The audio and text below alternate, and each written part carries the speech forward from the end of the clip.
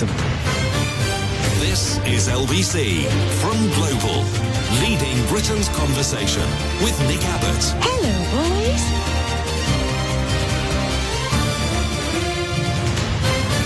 Well, let's get back to it. Temperature records have been smashed here, there and everywhere, baby, as extreme heat was experienced from China to California. Wherever that is. Wildfires raged and health warnings were in place in parts of Asia and Europe and North America, which sounds like everywhere to me. Experts have warned again that the world needs to prepare for more intense heat waves. Firefighters battled blazes in parts of Greece and the Canary Islands. Spain issued heat alerts and children in Sardinia were told to stay in and don't do sports. From California to China, authorities warned of the health dangers brought by searing temperatures. Beijing broke a 23-year-old record with 27 consecutive days of temperatures above 35 degrees Celsius, which in old money is 95 Fahrenheit. Phoenix in Arizona broke a similar record in place for 49 years with its 19th consecutive day of temperatures in almost like 110 Fahrenheit. In South France, 29.5 Celsius was recorded in a ski resort. 85 degrees Fahrenheit had been recorded for the first time in Verdun in the foothills of the Pyrenees. And Milan has just been ripped apart by a tornado. Did you see that? Fresh highs were also recorded in France. Scientists warn that the target to keep global warming within 1.5 degrees Celsius of pre-industrial levels is moving beyond reach. But that's okay, because some people who have done their own research by simply believing the first thing they saw on their Facebook feeds say that global warming is not a thing, and we should keep burning oil and demonise anyone who says otherwise. Correct. Problem solved. Meanwhile, in this country, a month's worth of rain is going to fall on the UK this weekend, the Met Office says. Everywhere else is so hot it's bursting into flames, and here I've got my woolies on. A month's worth of rain is going to fall on the UK this weekend. We will face persistent downpours and the chance of thunder, lightning, very, very frightening. Britain has dodged the extreme heat seen in other parts of Europe over the last week. Not even a little bit of it came this way. It was cool today, it'll be cool tomorrow and cooler still on Sunday, but with the added bonus of persistent, heavy rain. Northern Scotland is where you will want to be if you want to see some sunny spells, the Met Office said. What? That doesn't sound very likely, does it? The north of Scotland is where you want to be if you want to see sunny spells. Well, not the northwest of Scotland, I bet. I'll check that for you while you wait. One moment, please.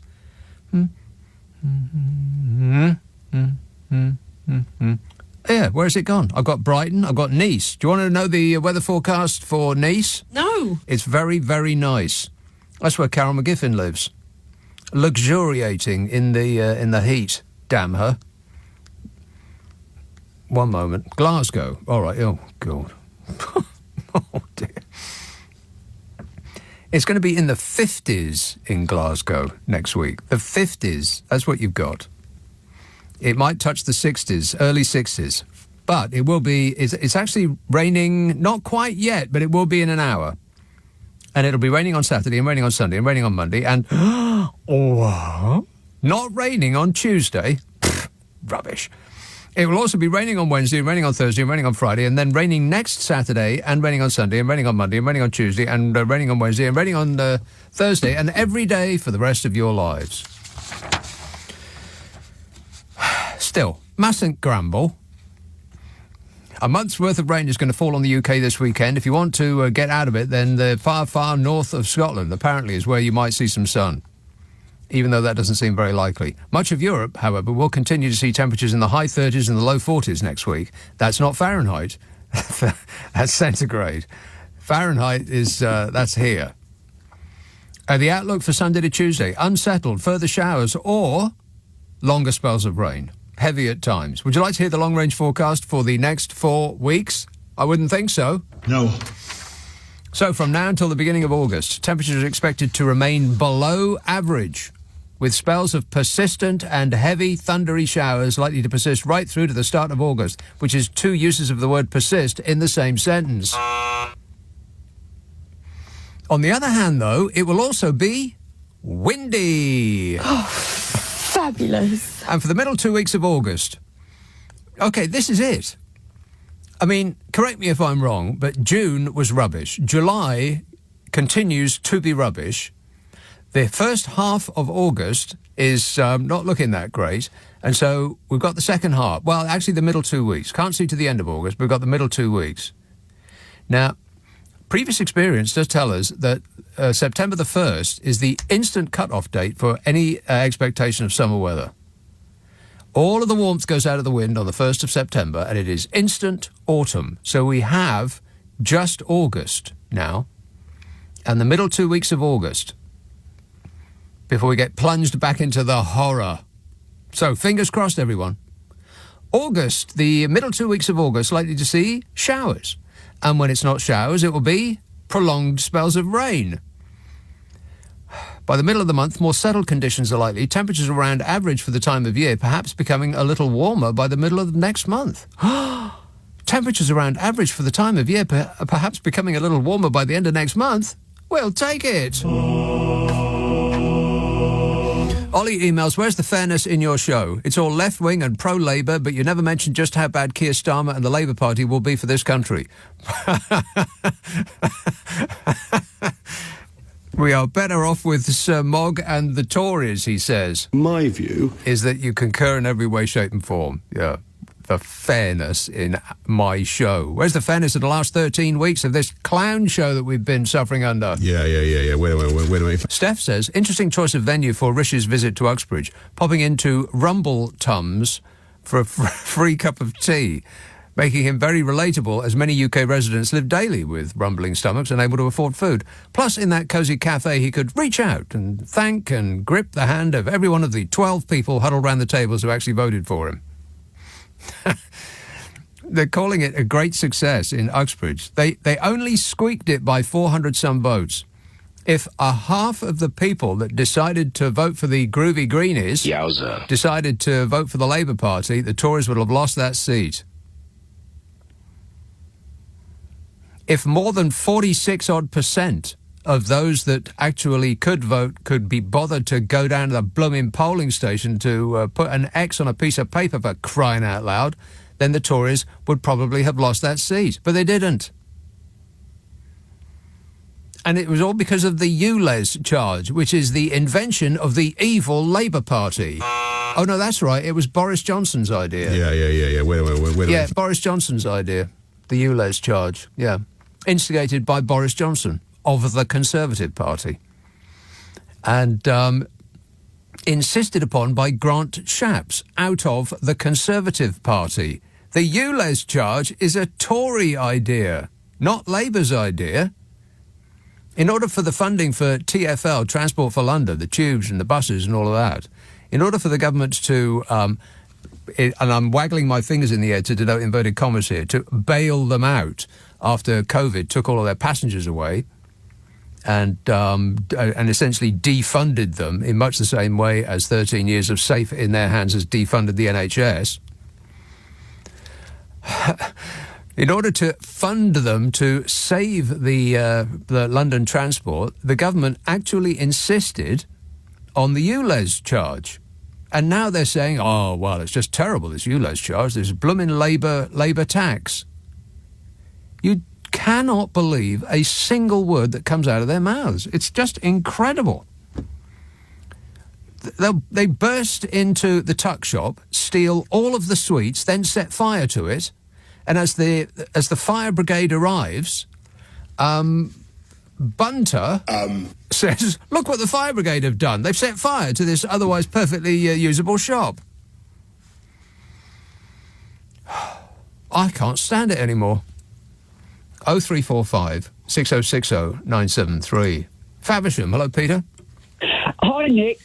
I just wanted to say, Nick, I was listening to people yesterday on the TV and the radio, people? and these were ultra right-wing people that was going on about the ULEZ, what you just spoken about. Yeah. And they say it's going to destroy the Labour Party. Well, the thing is, it's only 6% of people that it's going to affect.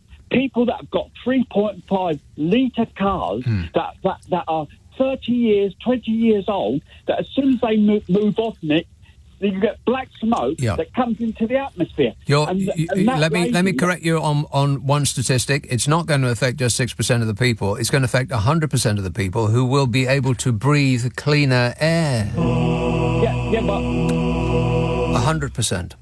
Yeah, but what I meant was 6% of people will be charged. Yeah, I know. That's what I meant, Nick. I know. But what I was going to say, the lady that wants to be mayor of London, she said on the television yesterday, Nick, she said that she would cancel it straight away. Yeah. Straight away. Right, So she won't because it's a Tory idea. Yes, absolutely, Nick. And may I just say, Nick, Fishy Sunak, he's a multi-millionaire. Yes. Why would he want a job for £150,000 a year? It makes you think, doesn't it, Nick? It doesn't make me think, but then nothing does, Peter. I try to occupy myself by not thinking. And may I, Nick, just say one more thing? Another thing. And in closing, yes, finally. Yeah, and in closing, Nick, Johnson, it wasn't the filthy lies that he kept on saying, Nick, that upset me. It was the fact he was useless as a Prime Minister. Yes, not a very good Prime Minister. Yeah. Wait a minute. Yeah, or anything else that comes to mind. Yeah, what are your skills exactly, Bodge? Well, send a search party out, see if they can't uncover one. Thanks a lot, Peter. Good work. This is from 2 years ago. The government proposed that Transport for London should massively extend the capital's current congestion charge zone to the North and South Circular Roads. This rather undermines Tory claims that the possible new measure was initiated by Sadiq Khan. You know Sadiq Khan, don't you? Yeah. A section of a letter from the Transport Secretary, Grant Shapps, to the Mayor, Sadiq Khan, setting out conditions that he wants placed on providing further financial help for Transport for London, the buses and the tubes and that, says, quotes, given the significant rise in congestion in Inner London, we, the government, also propose the extension of the Central London Congestion Charging Zone to cover the same area as the Ultra-Low Emissions Zone, ULEZ. At the same time, they wanted October 2021. Cameras are already being installed by TfL in preparation for enlarging the ULEZ to the North and South Circular Roads. It presently covers the same much smaller area as the current congestion charge zone, which is right in the middle of London. Which, by the way, is significantly less congested than it used to be. Don't call me and say, oh, no, it isn't, because, oh, yes, it is, oh, yes, it is, oh, yes, it is. The ULEZ was designed to discourage the use of polluting motor vehicles, whereas the congestion charge applies to all vehicles. In the letter from Grant Shapps out of the Conservative Party, dated the 1st of October 2020, it says it asks Khan, Sadiq Khan, the Labour mayor, to, quotes, maintain the congestion charge at the current level and hours of operation, thereby seeking the continuation of a previously agreed increase to 15 quid a day and the extension of its operating hours to weekends and until 10 p.m. Tories continue to claim that those changes were brought in by Sadiq Khan. No! Despite the 14th of May 2020 agreement requiring him to, quote, urgently bring forward proposals to widen the scope and levels of the congestion charge and other road pricing schemes. Why Labour Party isn't bellowing about that, I don't know. I've heard several people on panels who had this put to them, and Tories were just braying on about how the ULEZ charge is, this Labour tax on hard-working people who try to do the right thing. And the Labour Party aren't batting this back at them. Why not? It's not the Labour Party's idea. It's not Sadiq Khan's idea. It's Boris Johnson's idea. You know, the nincompoop. The great big greedy nincompoop. 0345 6060 973. Text 84850. Email nick@lbc.co.uk. If you're on Twitter, it's @LBC. Friday, Saturday, Sunday night at 10. Nick Abbott, LBC. This is LBC. This is LBC with Nick Abbott. Call 0345 6060 973. Text 84850. Alexa, send a comment to LBC. What's he got to be depressed about? Oh, blimey, where do I even begin? 0345 6060 973. Martin says, so the Brexiters want to deregulate the financial industry until Coots wanted to get rid of our Nige. Yeah, that's right. Curious, ain't it? It seems now that banks need regulating to stop this sort of wild behaviour, and they need regulating straight away. Sounds fine to me, says Martin. How about you? I'm a nutcase. Yeah. Interesting that the very same people that are all for places of business refusing to serve people that they don't like the look of, like bakeries, for instance, refusing to bake a cake for a gay wedding, that's just fine. But if another business decides it doesn't want to do, it doesn't want to conduct any business with an individual, then that's not fine if it actually affects one of their own. Got it. I understand that completely. Thanks for clearing that up for us. Cambridge, Hassan. Hi, Nick. Nick, I was delighted by the two losses that the Tories suffered in the by-elections, but I'm very worried about the Uxbridge result, because I think what now the Tories will do is just bang on and on and on about ULEZ and how the green taxes are ruining the lives of all the poor people in the country, and I think they will use that as a crusade for the next election. Right. And they'll just lie and just keep on banging that drum. Right. Well, what on earth makes you think that they would lie and lie, apart from everything that you know about them up to this point? No, absolutely. But I'm also worried that I think Starmer is now also going to abandon whatever is left of his green agenda, because as the Tories move to the right, so does he. And poor Siddiq Khan will be left out to dry, because the mayoral elections will probably be next year, while the national elections will be in 2025, because Rishi obviously wants to be a prime minister till the last very minute that he can be. For whatever reason. I mean, I don't get it. Do you? I mean, that chap that I was just talking to, he made this point, but I've mentioned this over and over again on this show. Why is that man doing it? He earns in a year doing this job at which he is being yelled at 24 hours a day. He gets in a year about what he would be earning in a day, just sitting with his feet up doing nothing. No, absolutely. But I think, look, he has managed to climb to the top of the political pole he became a MP in 2015, so he has a meteoric rise. I guess you could put it like that. Yeah, meteoric, catastrophic. Somewhere that ends in IC. Yeah. All right. Thanks a lot, Hassan. Caroline says it's raining now in Glasgow.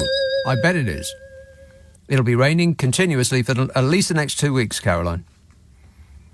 Tom says, Keir Starmer or Rishi Sunak, what a choice. I don't think I'll ever bother voting again. What? Oh, come off it, Tom. That is... you just have to. It should be the law in this country that people have to vote. I mean, if they do it in Australia, they can do it here. You should be fined if you don't take part. Like, if more people had actually bothered to take part in these by-elections, then they would most likely have been even more stunning wins for the Labour and Lib Dems. But it was less than half could be bothered to just... I mean, the weather was perfectly fine. It wasn't too hot, wasn't too cold, wasn't pouring down with rain. What kept you indoors? Apathy. Everything that's been happening in this country for the past 13 years, and you're apathetic. You're just shrugging your shoulders going, oh, well, never mind. What's on TV? Crying out loud. Jerry says, the news is so dreary at the moment, I'm planning to start my Christmas shopping and find a few festive treats to lift the mood. Whiskey, cigarettes, a tank full of fuel are on my shopping list before the prices increase in October's budget. Well, that's not such a bad idea. Everybody should get their Christmas tree out right now. I mean, put a bit of sparkle back in your life. Chingford, hello, John. Oh, hi, Nick. I've got a couple of points. First couple of political ones, and if there's time, something about ding-a-ling. So shall I go ahead with the political stuff? Yes. Yeah, did you see Question Time this week? No, I did not. No, you actually missed the corker because 30p Lee was praising Starmer for keeping the two-child benefit cap, which is rather bizarre. How can you sit there for an hour and look at that man? What, 30p Lee? How can you sit for an hour and have him on your television? Why would anybody do that? I mean, he only just stood up and made that point. Then Mark Francois came on and... wait. Mark Francois and 30p Lee on the same show? And Smug as well. You've got to be kidding me. No, that's what I thought it was a corker. Actually, Francois was making quite a heavy attack on Tobias Elwood, so it's kind of a blue-on-blue thing, really. But anyway, moving on. Hang on a minute. That seems a bit Tory heavy. Was there anybody who wasn't a Conservative on that panel? Well, no, I mean, there were a lot of people like the SNP, especially the SNP spokesman, tearing Starmer apart regarding the two-child benefit cap. So, hang on a minute. Are you saying that Question Time had a panel on which was Jacob Rees-Mogg, Mark Francois... No, sorry. And Lee Anderson. No, you're right. I'm sorry. Prime Minister's questions. I'm so sorry. Oh. Sorry. Right, that's different. Right. No, I didn't see that either. No, I'm sorry. I'm totally confused. Right. No, okay. Now I get it. The last Prime Minister's questions. No. So I see where you're coming from now. And Smug was going on about the Coots thing. Yeah, I'm sure he was. My view.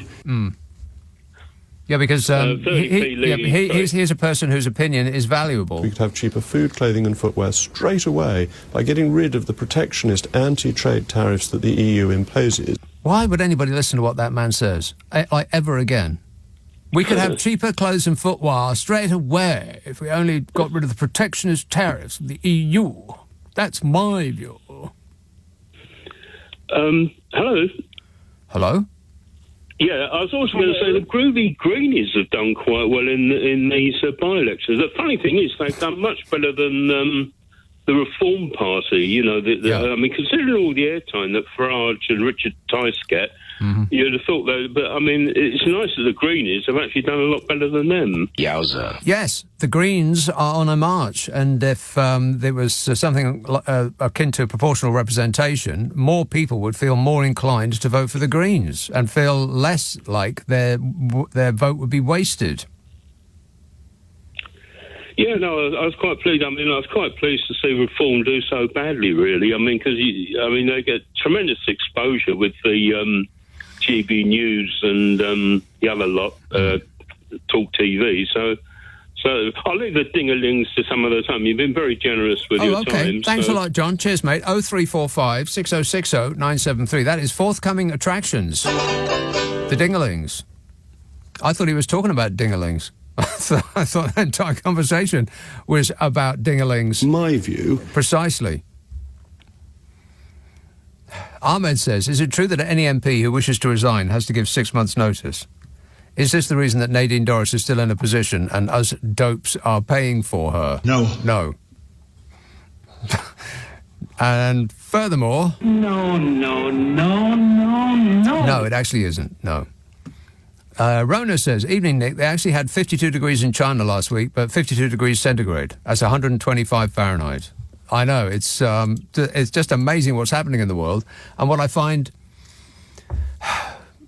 What's the word? It's a lot of different emotions all at once. I find it alarming, worrying, depressing, and entirely predictable that the louder that the climate rings the tolling bells of warning, the louder people, for no reason that I can fathom, other than they've been convinced that being concerned about the climate is in some way woke, the louder those people are yelling in order to drown out the sound of those warning bells. And they're having to get louder and louder. It's absolutely extraordinary what is happening. I mean, just look around the place. Everywhere is happening exactly as it was predicted by, scientists in possession of facts. But people who aren't scientists and wouldn't know a fact if they tripped over it in the street, they seem to be yelling louder and louder that anybody in a white coat and a pair of spectacles is disseminating misinformation. Why? Why does your average Joe, who does not have shares in a multinational oil company, why are they defending them so much? You'd have to wonder. I mean, OK, they have been subject to propaganda, which is pumped out by the fossil fuel industry because they've got all the money in the world. And think tanks that are funded by the fossil fuel industry will keep pushing out their agenda and keep telling you that, you know, you're being lied to. But why do people insist on not just believing it, but defending that position? People who have no idea what they're talking about, and they get angrier and angrier. I don't understand why. I mean, is it not wise to take care of your home? You'd think that the answer to that is yes. Even the stupidest moron knows that there's truth to that. So why do we not feel that same way about the planet? Still, never mind. We could go live on another planet. I'm sure there's one that's readily available and, you know, probably cheaper to rent an apartment. I think that the human race has had its chance and it blew it. 0345 6060 973. Text 84850. Email nick@lbc.co.uk. If you're on Twitter, it's at LBC. Friday, Saturday, Sunday night at 10. Nick Abbott, LBC. It's just past 10:30. The news headlines with Darryl Jackson. This is LBC with Nick Abbott. Call 0345 6060 973. Tweet at LBC. Text 84850. This is absolute tosh. So that text from Rona, she says, evening, Nick, they actually had 52 degrees in China last week. That is 52 degrees centigrade. And by the way, says Rona, when I hear somebody say China, I hear your Trump voice every single time. China. There's nothing funny about it. This July may be the world's hottest month in hundreds, if not thousands of years, a top NASA scientist has warned. This was immediately rubbished by a bloke on Twitter who doesn't know anything about science but has done his own research. Climatologist Gavin, out of NASA, stressed that the Earth is facing unprecedented changes as numerous countries bake in record-breaking temperatures. Nothing to worry about, it's just weather, said every commenter on the news website featuring this article. Heatwave Sharon is tipping thermometers above 40 degrees centigrade, as in 104 Fahrenheit, in Turkey, Greece, Italy, Cyprus and Spain. Several authorities have urged citizens of major cities to stay indoors, while firefighters grapple with huge wildfires in both Athens and California alike. Perfectly normal for a country to be on fire at this time of year, say people who think climate scientists are eco-fanatics in the pay of turbine manufacturers. You know, big wind. I know a lot about wind.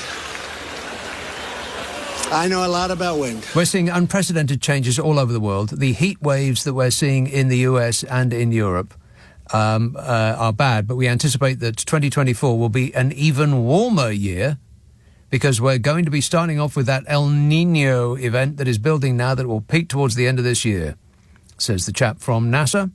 He believes there's a 50-50 chance that 2023 will be the hottest year on record as in ever, while other scientists claim this could be as high as 80%, or 0 if you don't believe in science. These forecasts are grounded in climate data hosted by the European Union and University of Maine. European Union and the University of Maine, which shows that July has faced record-breaking daily temperatures, but the people who deny reality have other facts. They can't share those facts with us right now, but believe them, they've got them. You do believe them, don't you? The tools, which use a combination of ground and satellite data, also reveal that a surge in extreme heat is unmistakable, or fake news, as it's known in the ding-a-ling community. This is what the chap from NASA said, climatologist Gavin. but as he is an expert in possession of facts, no one was remotely interested in anything he had to say. Negative. Some people are. Not a lot, but some. Caroline says this year has gone winter, winter, winter, winter, spring, winter, winter. Yeah, that's about right. Little bit of spring, tiny smidge of summer, and then all the rest of it was winter. Never mind, you know me, I never complain. Whinging and whining and moaning. Merthyr Tydfil, hello, Jeff. Hiya, Nick. Jeff. You're asking a question that I've asked myself many times. Mm-hmm. For 50 years, I've listened to the petrochemical industry decrying science in the face of some insurmountable evidence. Yeah. They just deny it. Okay? This is evidence, by the way, that they have themselves. It's like the tobacco industry. They knew all along that what their business model was bad for their customers. They just don't want you to know that they know. Exactly. And the PR company that represented the tobacco industry is now representing the petrochemical industry. Yeah. It's the same crowd. Well, when I sat down and I try to think about it, and you look at what happens with people, and you've got people living in southern Spain and voting Brexit, then you actually are entering into this mythical world. And I've been thinking about it, and I remember going on courses or sales, and every time they've said the same thing. You and I operate on emotions. We do not operate in logical thought. Yeah. And that's, everybody says, well, you have to make logical decisions. Right. You don't. You make emotional ones. And that's what's happening with this climate. The climate deniers are acting on emotion, not logical. It was thought. I can't remember was it Aaron Banks, one of those Brexiters. He said, when you're trying to appeal to the public, don't give them facts and figures because it's all white noise to them. Just give them emotion. That's it. And that's how it works. That's why in the teeth of massive evidence, scientific evidence, there is a denier. And it was best described to me in the simplest terms. Take your average sliced loaf, your loaf of bread, which is the minimal cost. It's water standing up. It's 20% flour, 80% water. It's tasteless cardboard. Yes, exactly. Right? Now they put it and the wrapping. The wrapping of it is impregnated with a chemical that smells like new baked bread. You are kidding me. Hang on a minute. No, back up. I've never heard that before. They wrap rubbish bread in a bag that makes it smell like good bread.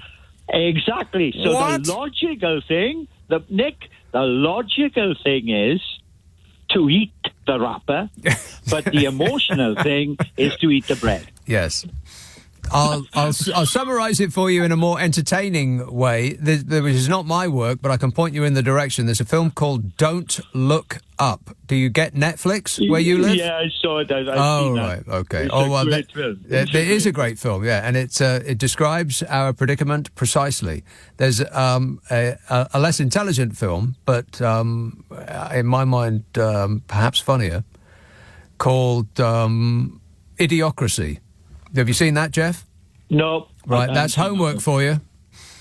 And I want a full report on my desk first thing Monday morning. Idiocracy used to be a comedy about a dystopian future where the entire human race has become, has evolved to become stupid, which doesn't sound, too far off the mark, really, does it? It used to be a comedy about the future. Now it's a documentary about the present. The stupidification of this nation continues apace. Thanks a lot, Jeff. This is information coming in from next door. Since the 1970s, ExxonMobil engaged in climate research. It later began lobbying, advertising and grant-making, some of which were conducted with the purpose of delaying widespread acceptance and action on global warming. Fabulous. It's the cigarette companies all over again, but worse. I mean, at least with cigarettes, it was only the person who put it in their mouth and lit it, and anybody in their immediate environment who was going to suffer. And more information coming in from next door. It's being typed as I speak. And if I remember rightly, they actually knew about climate change in the 50s. Must type faster. 1959, I believe, says the man from next door. What does he know? He's just in possession of facts, therefore no one's interested in anything that he's got to say. We don't do facts on this show. We're all about feelings now, baby. Martin says, I was surprised that Rishi Sunak managed to find Uxbridge, but then I remembered his chauffeur would have taken him there. Yeah, he probably called up Boris Johnson. Used to be the MP for Uxbridge, and Fishy said, hey, Bodge, where's Uxbridge? And Bodge said, what are you asking me for? How do I know? Ain't that right, Bodge? Yes. We should have a texter in all night long. What single sentence message do you think they're going to find on Boris Johnson's phone? Tweet or text 84850. Tweet at LBC. What single word sentence, because don't write me like a book or like a leaflet or a paragraph even. What single word sentence do you think they're going to find on Bodger Johnson's phone? Boris's phone? Oh, you're just setting that up. He's putting a title in bold type. Very good work. You get a star. Hackney, Maura. Oh, hello. Maura. Sorry, I'm sorry. Hi, man. Sorry, I was half asleep. I thought you would never get back to me. Half asleep? Wake up, Maura. It's later than you think. Listen, the last guy that just called, my heart went out to him. Mm-hmm. He needs a T-shirt that says, make Orwell fiction again. And he'd be happy because he could just walk the streets communicating that. That's a good idea. Yeah. Did we get that? I believe we did. Wow, she was on the edge. Living on the edge like Bon Jovi. And she expressed herself in builder's language. Disgusting. Still, she was very, very emotional, and, she was half asleep. I should have gone with my gut instincts and erased her from this show at the moment that she said she was half asleep. I mean, she's only on the phone for 24 minutes, for crying out loud. How tired are you? Tired and emotional. Booze. I have no idea whether that was involved. Sheffield, hello, Alan. Hi there, Nick. How you doing? Good, thanks. I'm just almost asleep myself, but I promise not to swear. Now, there was a guy phoned up about 15 minutes ago who said he didn't feel, what's the point of voting? Yeah. And you said, oh, no, we must vote. Well, the thing is, where are the choices out there? Let's just say the issue that you're really upset about is Brexit. You're just really, really upset about us leaving the European Union. Yes, vote for the Lib Dems. Vote for a party that's going to, in fact, change that. Vote for the Lib Dems or the Greens. Yeah, but the Lib Dems have got as much chance of becoming the government or having an influence as I do of becoming the goalkeeper for Manchester United. I mean, the fact is we have a duopoly here, and Tories are in favor of Brexit. Labour is in favor of Brexit. Right. There's no party that's going to have any influence. Okay, well then we might as well all just kill ourselves. No. Then what we need to do, as you said, is we need to, in fact, getting a voting system where people's votes count. Correct. I'm the founder of a group called Get PR Done. Yes. It was a bit of a joke. It was right after Get Brexit Done, we thought we'd call it that name. And the fact is that we have very few choices. You've been talking about the climate. Yeah. And what party is, in fact, seriously fighting about climate change in this country? Well, the Green Party. Yeah, the Green Party, right. You know what? Let's look at the 2015 election. The 2015 election, the Brexit Party I'm not a supporter. Of UKIP. Sorry, the Brexit Party. UKIP got 13% of the vote. Almost 4 million votes. Yeah. In 20. And how many MPs did they get? 0. 1. They got 1. Oh, they got 1. Carswell. 1. Oh, right. And so the Green Party. one MP. Not one single one. We've got a few idiots in our party. Thank goodness for that. Yeah, but you see, the Green Party in 2015 got 850,000. You don't have to sell proportional representation to me, Alan. No, but I choice. You see, the fact hang on a minute. There's absolutely no point in having this discussion if you are not going to take part in the next election. If you're not going to bother to vote. I'm planning to vote. I'm just trying to figure out who to vote for. Right. Well, you must know by now. We've had 13 years of the one party. Are you delighted with the way the country is going? I'm a socialist. Can I vote for Keir Starmer, which is such a Alan, by your own admission, you have 2 parties to vote for. Yeah, Pick one. A duopoly. Pick one. Well, yeah, well, it wouldn't be the Tories. I mean, I can't stand Well, that. then we only have one to go. Problem solved. I just don't have any time for people who say that they don't detect the perfect political party to suit their needs. Therefore, they're not going to vote for anybody. The way to allow evil in is not to usher it in, it's to just not do anything to stop it. You must vote. It is essential. And by small increments over long periods of time, you would imagine that the country would get better. Don't think that it's going to get better immediately or even within 5 years of another government coming in, of whatever stripe or colour. But by small increments over large periods of time, you would assume that things would get better. Better than they would have been if you hadn't bothered to vote. But I have 0 time and no patience at all for people who say that they're not going to vote because they haven't been presented with the perfect choice. Crying out loud. It's not ice cream we're choosing here, Alan. 0345 6060 973. Text 84850. Email nicka@lbc.co.uk. And if you're on Twitter, it's @LBC. Nick Abbot on LBC. Call 0345 6060 973. You're joking. 0345 6060 973. A very important message from Darryl says, Nick, I've already corrected you about this in the past and now I've got to do it again.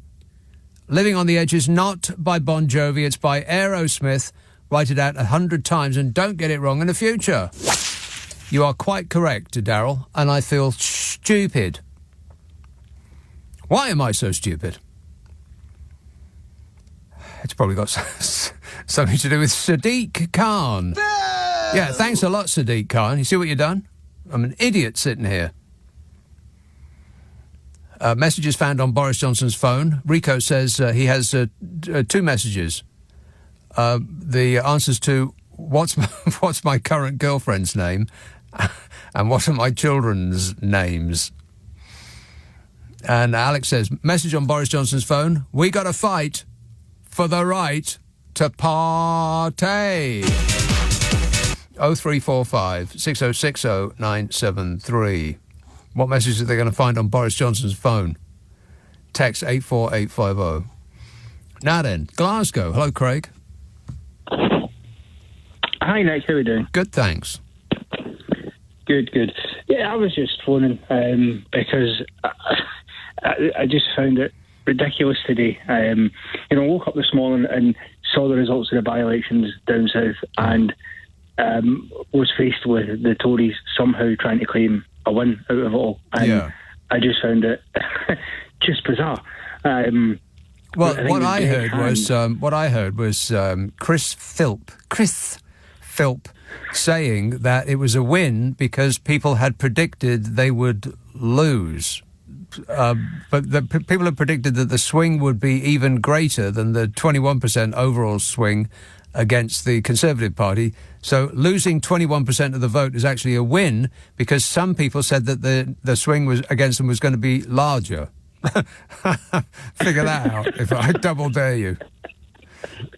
I mean, yeah, no, that's what it's all about. And I mean, it was the other one as well. I think was Greg Hans was on the Today programme on Radio 4. He was openly laughed at by the other people who were on that programme with him when he suggested that it was somehow, the Uxbridge vote was apparently called him the outstanding one of the night. It wasn't, because Labour had a historic win in Selby. Yeah. With I think an all-time swing in their favour. And the fact is, they are going to lose the next general election. I think Uxbridge demonstrates what we all know, that there are seats in which it doesn't matter what the political party does. Well, they won because of one thing, which is their speciality. They engineer something bad happening and then blame someone else for that thing happening. It's like they defund councils and then blame councils for closing libraries and swimming pools and not providing enough social care. They defund the NHS and then blame doctors for not being able to treat enough patients. They defund the police and then blame the police for not being able to solve enough crimes. They do it over and over and over again. It's their special party trick. Well, engineer a catastrophe and then blame other people for that catastrophe. Yeah, well, exactly. The one thing I would say that I found bizarre about it, though, surely the people of Uxbridge have to know that when it comes to by-elections and elections like this, it's about more than just local issues, because ultimately you're also voting for what you perceive could be an incumbent government. So next year when the general election comes round, they're going to have that decision to make again. Now, what I'd say is, if they've got a problem with ULEZ happening in London, surely just vote out Sadiq Khan then as the London mayor. That's the vote to use to do that. It wouldn't work though, Craig, because ULEZ is not Sadiq Khan's idea. It's the Conservative Party's idea. It started under Boris Johnson, and they insisted that the London mayor enact this policy in order that the government would give funds for Transport for London to continue to exist after COVID. It's their idea. It's their idea. It's their plan, and it's their insistence. The Tory parties, and they're blaming it on the present incumbent of the mayorship of London, Sadiq Khan, like it's his idea. It's not his idea. It's theirs.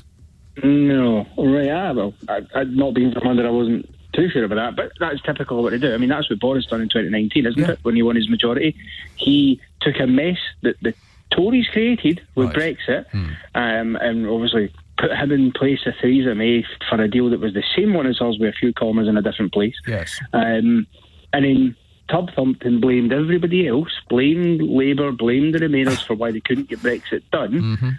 People somehow swallowed this as the truth and decided to give them a majority. And surprise, surprise, look what they've done with the majority they got. The fact is, they will lose, thankfully, because to me, if they win the next election, then I'm going to win the next Mr. Universe contest. It's as simple as that.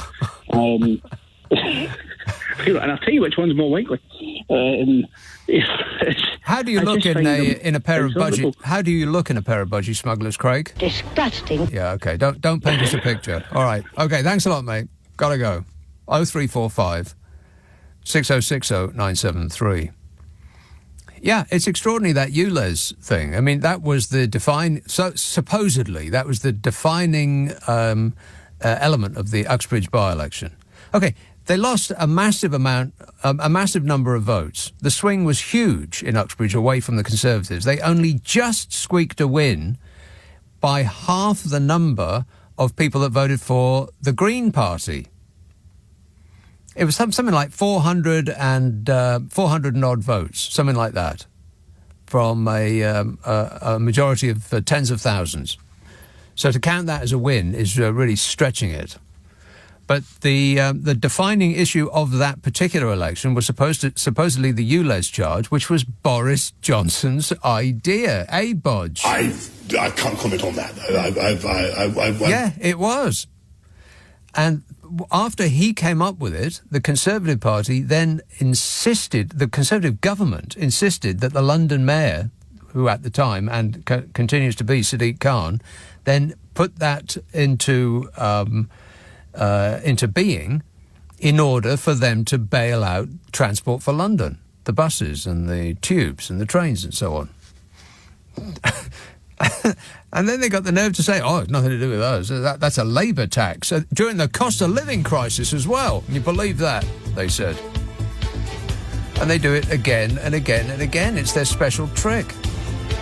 Defund an organisation or cause some outrage and then adopt the pose of an innocent and say, wow, it was like that when I got here. It's like the Bart Simpson defence. What a way to run a country, eh? Dreadful. 0345 6060 973. Text 84850. Email nick@lbc.co.uk. If you're on Twitter, it's @LBC. And if you want to text, Boris Johnson's phone texts. One sentence only. On your radio, on Global Player, and Play LBC. leading Britain's conversation. This is LBC.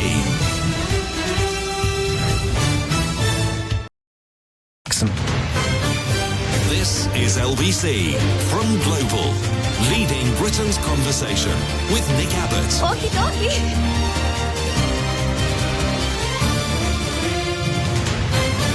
Here are the studio calls flashing up on the indicator. Yes, let's have the one that's been waiting the longest. One moment, please. Let me just be totally fair about this. It looks like Oldbury, Ranjit.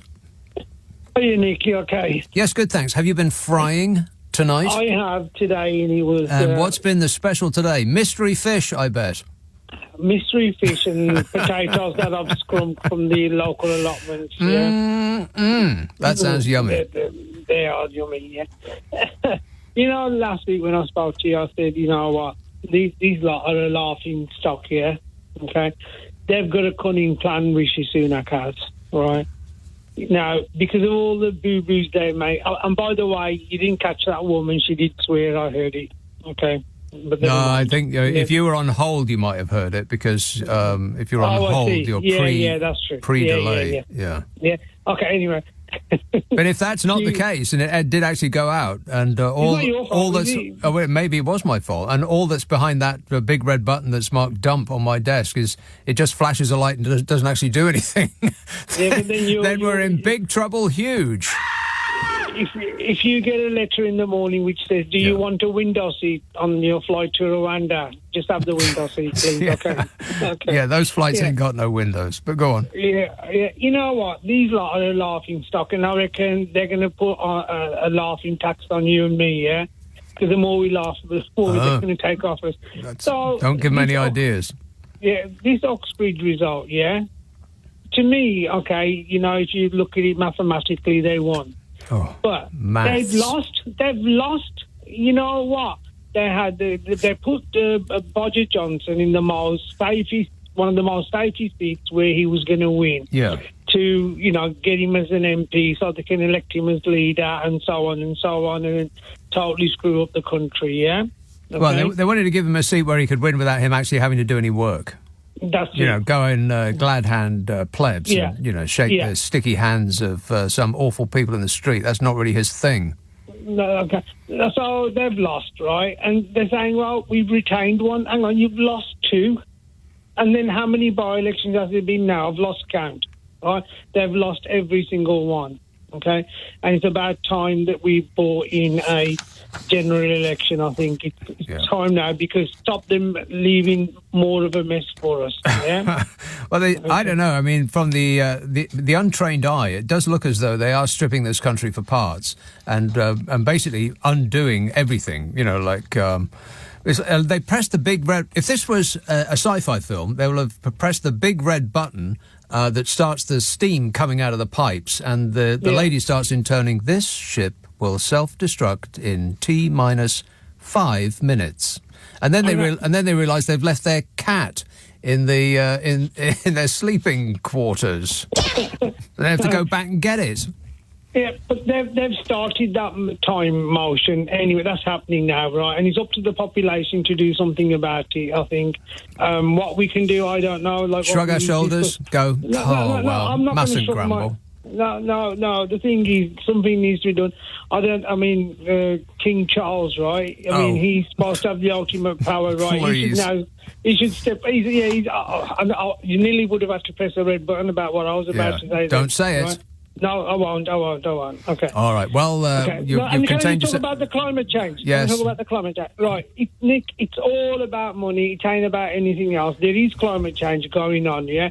When I used to be a truck driver, right, I would pick up 30 tons of cardboard, right, on a container. It would go on the train to Folkestone or Dover, all the way to China, to be recycled and brought back here. What about the extra road mileage and the sea mileage? Yeah? Because it's cheaper to recycle it there. And you know these cables we have? They've got little Chinese guys taking the rubber off with a blade, yeah, and stripping the copper to one side and putting the rubber on the other side because financially it's cheaper, right? No one looks at the carbon footprint. You know the bottle of whiskey or vodka you drink, yeah? That bottle will not be recycled and washed. Yeah, it will be smashed. Yeah. Malted. Yeah, melted, and remolded into another bottle. How much gas does that take? Right. Yeah, and it's all about, all these people have got big contracts, yeah, with governments throughout the world, yeah, and they're all making money on the back of the poor people, and the poor people are too thick to understand what's going on. Like this thing about ULEZ now, right? You know this ULEZ, yeah, and they are thick, right? Because listen, the people in Uxbridge are supposed to be hooty-tooty, whatever you call them, yeah? Like that guy Jonathan goes, the Uxbridge, hoity-toity? I don't know what that's not the Uxbridge that I know.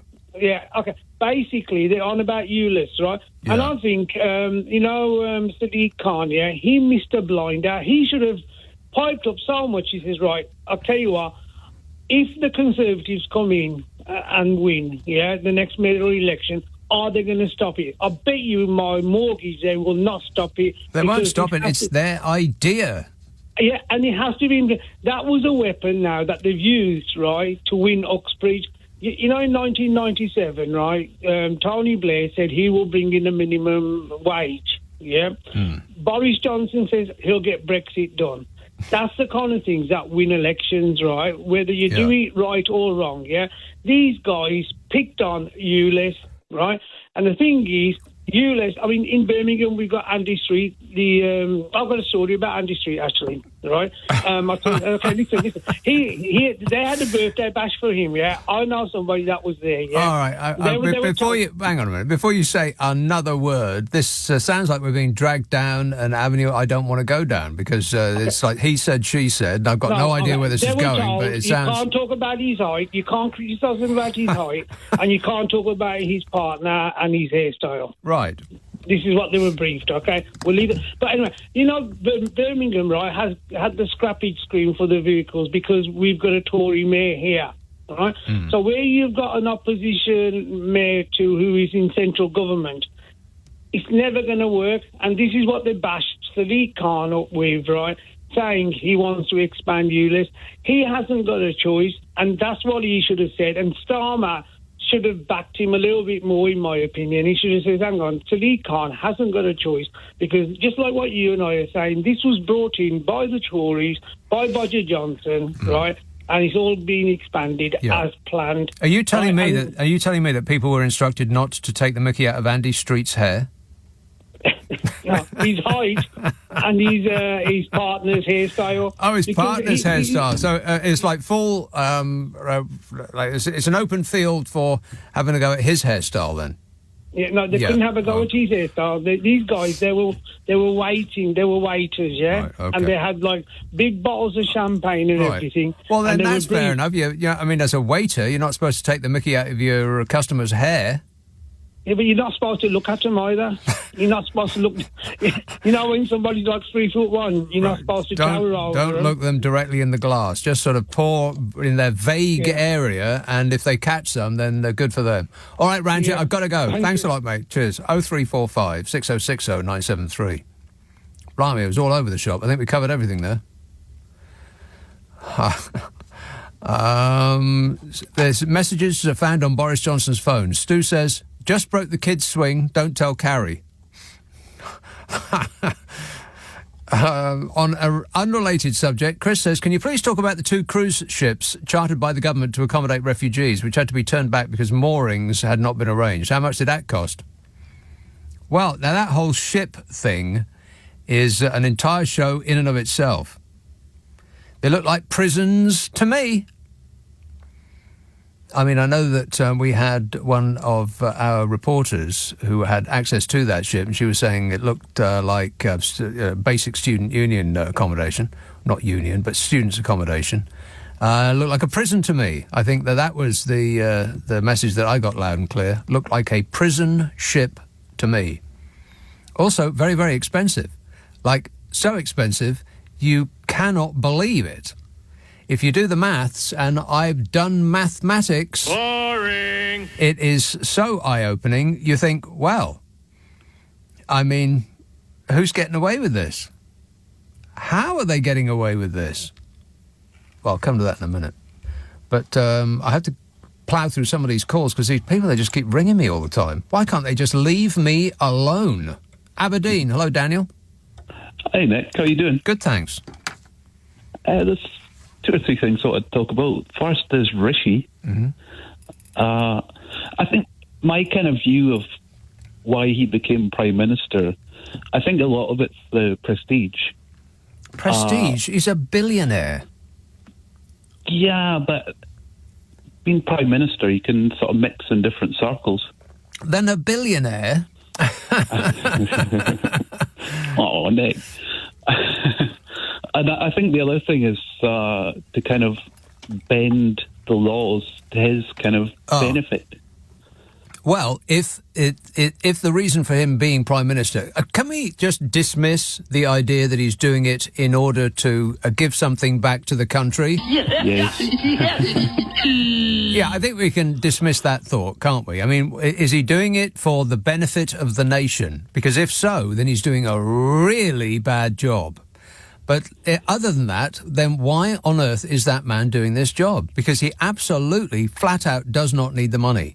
He could do nothing from this moment on and still earn more in a day than he earns all year as a Prime Minister's salary. And with all the grief that comes with that. I mean, he has to go on TV and do his little keen, eager, little bouncing up and down act, and he flaps his arms like he's trying to take off, and his head bounces up and down like he's one of those nodding dogs on the back shelf of your car. So that's not him, but he's almost been trained to do that, or he's trained himself to do that, to, the eager beaver, like little puppy dog routine that he's got going on. Why is he doing that? What's in it for him, I'm thinking? But it can't, that kind of act, it can't disguise the fact that he's devoid of personality. Totally empty inside. Yeah. I mean, at least Boris had something going. No. Oh, okay. He may have been Truss entered... didn't. If you want a clown, then let's see if Ken Dodd is still available. Oh, God. Could I talk a bit about the oil industry as well? Yeah. Because I'm in the oil capital of Europe, Aberdeen. Right. But something a lot of people don't know is that the Northern Isles, like Orkney and Shetland, they did really well out of the oil, and they kept the money. So, as did Norway, which is why they are the richest people in the world, I think, as far as all the deciles of earnings go. The top 10% are doing just fine, but they do fine in this country. But the bottom 10% in Norway is, I think, the richest bottom 10% of any country in the world. Because they've spread their wealth around a bit. They kept their wealth for the benefit of the people, and they spread it around, which is why the Norwegians are so blooming happy. Oh, it's sickening. Plus, they get to have a hot Norwegian interface with each other. Disgusting. There's something else about oil as well. Yes. In 2030, the sale of combustion engine cars is going to be banned. So it's moving to electric. But that doesn't mean the end of oil. No. there's still plastics and everything everything that is modern in this world has some sort of plastic in it, or is made from some oil derivative. Yes, oil is everywhere. What's bizarre is it's a limited resource, and we're burning it.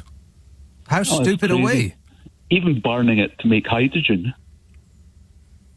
because that the sort of environmentally unfriendly hydrogen extraction method is done using oil. Is it? Yeah. Well, for such an important resource, it does seem really weird that we're actually setting fire to it. I think the human race has lost its mind. Oh, we're bonkers. Yeah. All right. Thanks a lot, Daniel. 0345 6060 973. Junior says, have you seen that Boris and Liz got severance pay for resigning? Could that be written into employment law for everyone, or is it just for MPs and their subsidised lifestyle? Remember, they've shut down for summer now, and we'll all plod along keeping this economy turning, says Junior. Yes, that is right. Unbelievable. I have detailed files. The government slipped out the bad news just before they all went off on their jolly holidays for the summer. And the bad news is about the amount of your money that they've blown on a parade of indefensibles. The Treasury Permanent Secretary, who was sacked by Crazy Kwarteng on his first day as Chancellor, received, get ready, grip onto something firm, you're not going to like it. The Treasury Permanent Secretary, who Crazy Kwarteng sacked on his first day as Chancellor, received £500,000 in severance pay. What? Yeah. Sir Tom Scholar was given £335,000 for severance, a further £122,000 in annual leave adjustments, money in lieu of notice, and other matters the Treasury's annual report revealed. The removal of Sir Tom came just months after Crazy Kwarteng was made Chancellor by Liz Truss. Absolutely. The one-woman wrecking ball, who still thinks that we should be interested in what she has to say. No. You've delighted us enough, Liz Truss. When Liz Truss took over as Prime Minister, Crazy Kwarteng sacked this Sir Tom Scholar chap, and which caused us to be saddled with the bill for his sacking. I mean, and Liz Truss only took over as Prime Minister because she sort of sailed into that office on some half-baked nonsense she'd picked up in a think tank. It would have been better for the nation if it had actually been a real tank, like a septic one, for instance. Liz Truss's supporters saw the sacking as a manifestation of her determination to take on the economic status quo. Yeah, she took on the status quo by offering millionaires a tax cut. That'll teach them. The whole world's gone insane. She took on the elites. I have more on this, but I've just been reminded that I haven't taken a break yet. I'm very bad at my job. 0345 6060 973, Friday, Saturday, Sunday night at 10. Nick Abbott, LBC. This is LBC. Nick Abbott on LBC. Call 0345 6060 973. You're wondering what it's all about, and I can't tell you because I don't know myself.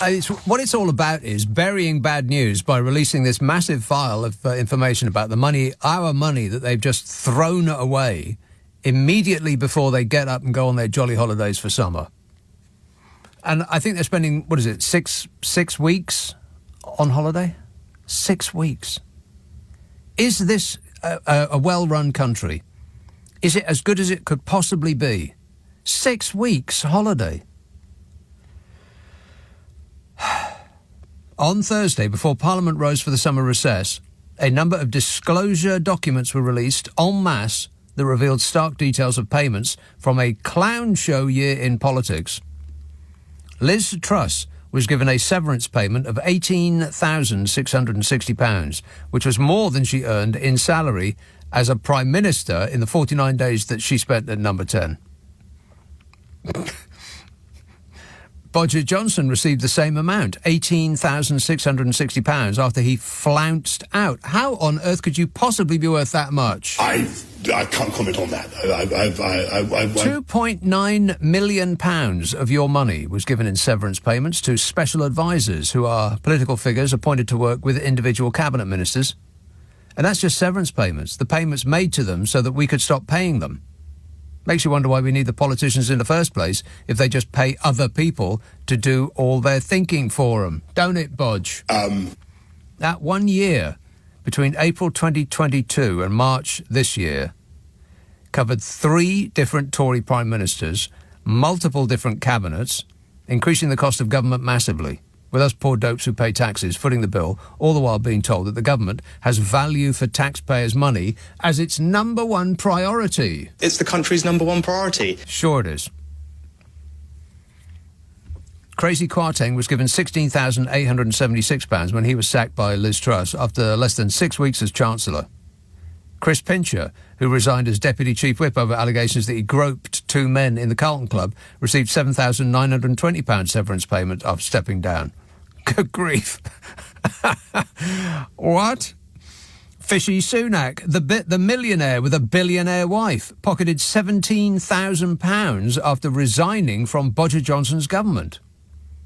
He only repaid that sum when he became PM 3 months later. Huh. Coincidence, I'm sure. What an absolute shower, eh? East Yorkshire, hello, Mike. Hi, Nick. Yeah, I was wondering where all the money had gone, but you're starting to explain it, aren't you? Well, I haven't got to the major sums yet. You just wait. 6th richest economy in the world. I'm wondering why education's failing, health's failing, prisons are failing. Thinking, where's the money gone? You're starting to explain it. That's really good. The money has gone up. There is no trickle-down economics. It's only trickle-up economics. Absolutely. Oh, we've got a lot of money in this country. It's just that it's in the hands of a vanishingly small number of people. If we had the same wealth distribution as they had in Norway, everybody in this country would be happy. And all this money distribution that you've just been describing is our money in taxes going upwards. Yes. Which is absolutely insane to think about it. But anyway, couple of things. People keep saying about what's Rishi Sunak doing. I've said this before and got laughed at, but I often get laughed at and then proved right. Sunak's using the British political system as an apprenticeship. He will end up in Indian politics. And I think that this is practice time for him, and he's simply trying to burnish his credentials as being PM, and then he'll move into something, because father-in-law is a big mate of Modi's and in that party, and it all points to progression for him. But right. But anyway, Johnson's firms. Interesting thought. I don't know that we'll get to see much of this, but I think loads of things that will come out will be along the lines of, we can't say that or do that, it won't be popular, or we must do that, we can say it because it will be popular. Yeah. And a sort of unspoken threat I can see coming here to other government people of, remember, Whitty and Valance work for us, they're employed by us, they will do what we say. And that will completely shoot the scientific foundation of we're following the science completely in the foot. Yes, assuming that there are any messages on that phone at all. I mean, would you be remotely surprised if the entire thing had been accidentally wiped? No, it could be. That could be the case. But I think one thing that will occur on a more humorous note is we can't do this or we must do that because Carrie says so and I need a happy home life. Painful, ain't it? All right, good work. Thanks, Mike. 0345 6060 973. Your suggestions for messages found on Boris Johnson's phone. Sanjay texts the message, carry who? Yeah. 0345 6060 973. West Devon, hello, Rose. Oh, hello. Rose. Hi, darling. Sorry, shouldn't have called you that, should I? But, well, just hearing that last bit, I've got a couple of points, but what you were saying about all this vomit making money, it struck me that they've adopted a principle that infinite sums can circulate amongst themselves, while money for people to feed their children doesn't exist. No. That seems to sum it up, don't you feel? Yes, it does. It's like, this is how it is. All this money is here, it's going round and round to all of us, and that's the way it needs to be. Well, I think it was summed up to me in perfect terms today when I read that King Charles is to get a 45% pay rise to £128 million a year. Yes. And nurses will get a pay cut. So that's, I think, all you need to know. Yes. And it's all, oh dear, well, that has to be done. They have to have a pay cut, etc. But it was really about voting intentions, because I was very keen on Corbyn, desperately keen on, having a Corbyn government. Yes. So that's where I stand. And right. I don't like the current Labour Party, but I get absolutely infuriated when I hear people say that they don't like what the Tories are doing, but they don't trust Labour, so they'll give the Tories a chance. Or they won't vote at all, which means that they're helping the Tories to get in. Yes. Why would you vote for them or want them back? They haven't done anything, Nick, except bleat about asylum seekers, play pantomime villain to excite the bitter and twisted whom they've made bitter by taking their money and hope away from them. Yes. Sit on their hands while health and education services decompose. It's really quite furious. It's amazing, really. Why do people continue to vote for a party that is obviously working against their interests? It's just astonishing to me that they continue to do that. I just don't understand. And the amount of times that I've heard people say, it would be much worse under Labour, and you pry them as to why they think that, and there is no basis to that thought. They haven't thought about it at all, other than to take on board it would be much worse under Labour.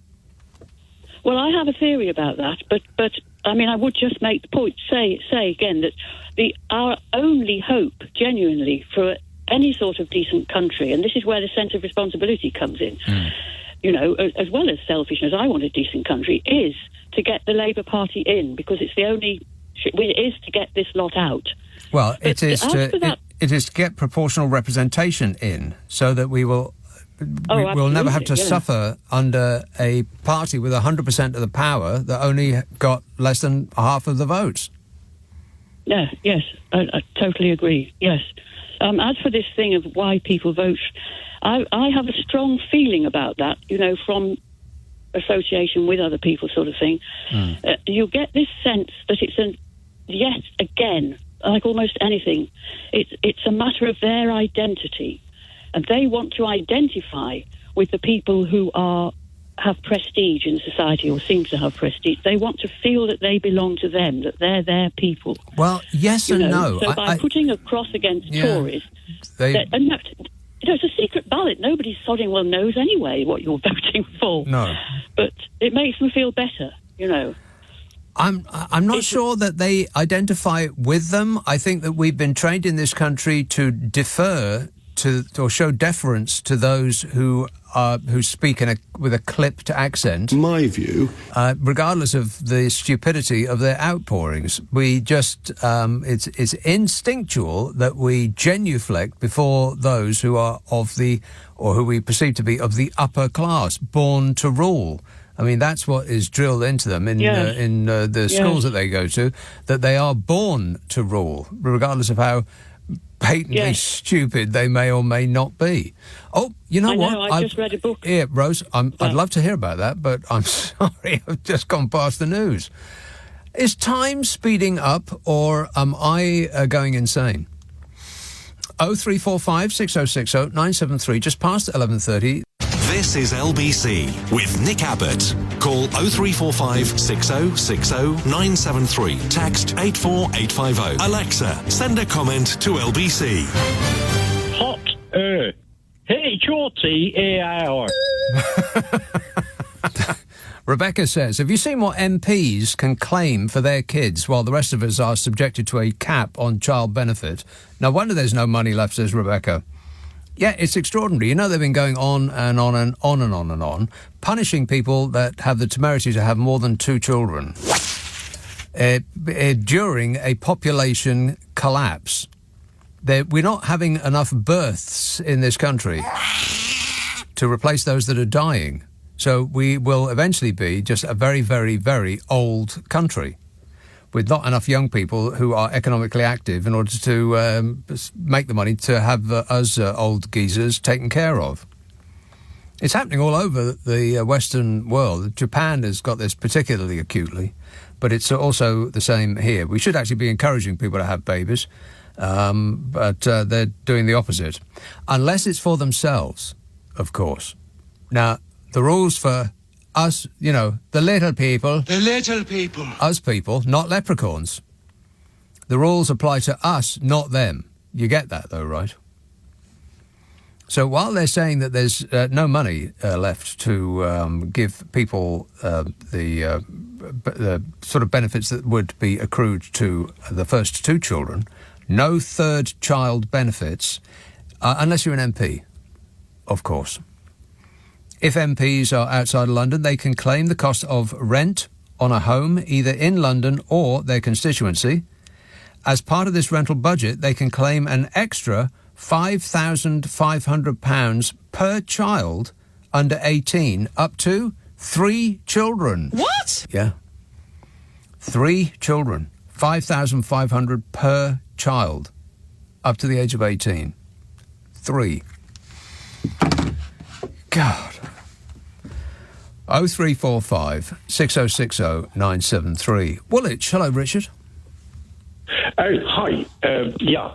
Sorry, I was just doing my own sound effect there. Wowzo. That's incredible what you just said there. That's the one. Nick, I just want to, if I may quickly just pick up on this ULEZ thing because it makes me a little bit wild.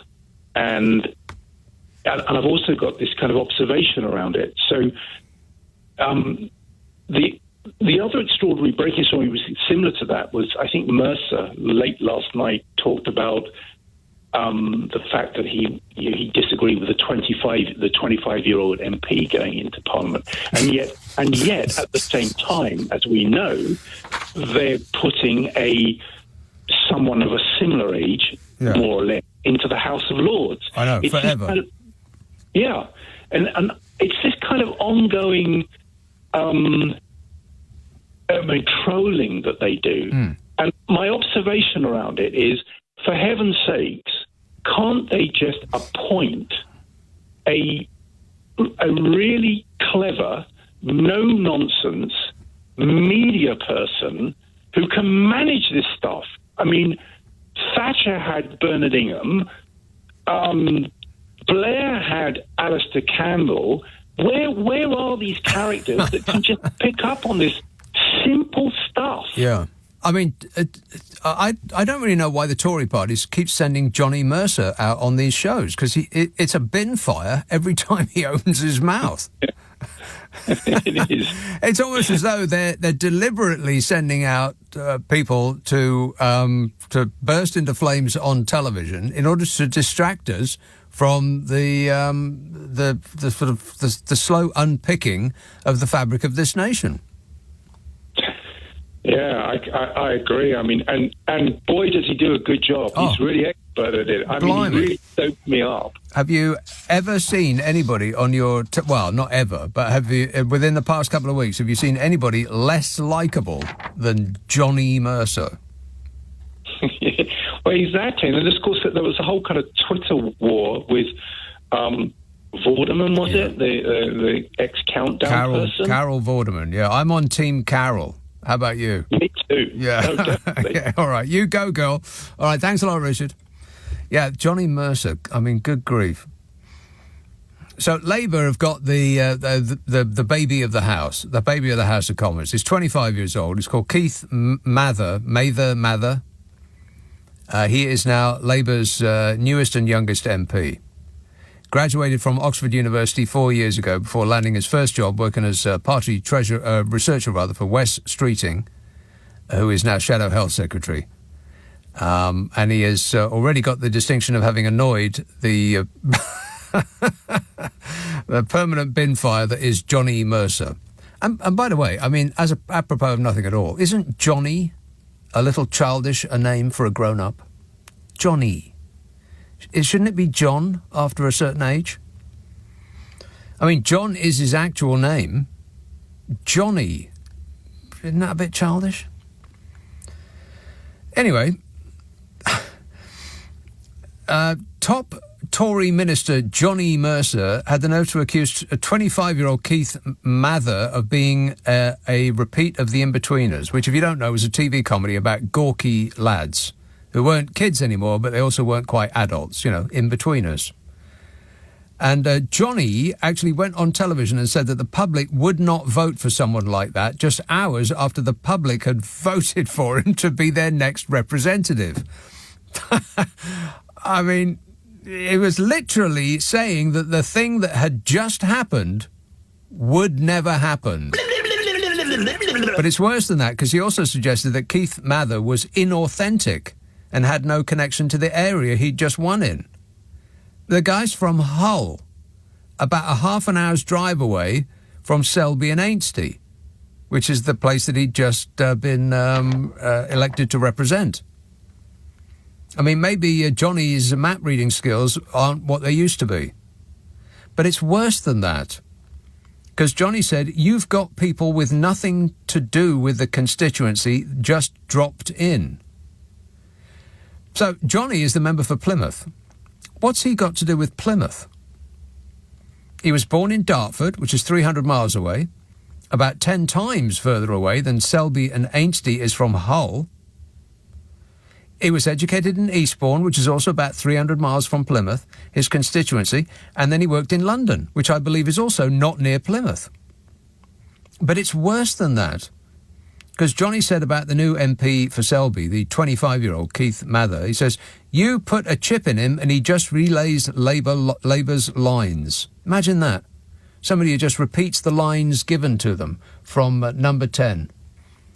There can't be anybody that would do that. Under my leadership, the government's priorities are your priorities, the people's priorities. It's the country's number one priority. It's my number one priority up and down the country, and that will be our focus. My absolute number one priority. My number one priority is to protect this government. Well, what I want to reassure people is that this will be my number one priority. People should be absolutely reassured that this is a top priority for me. I'm gripping it. He is gripping it.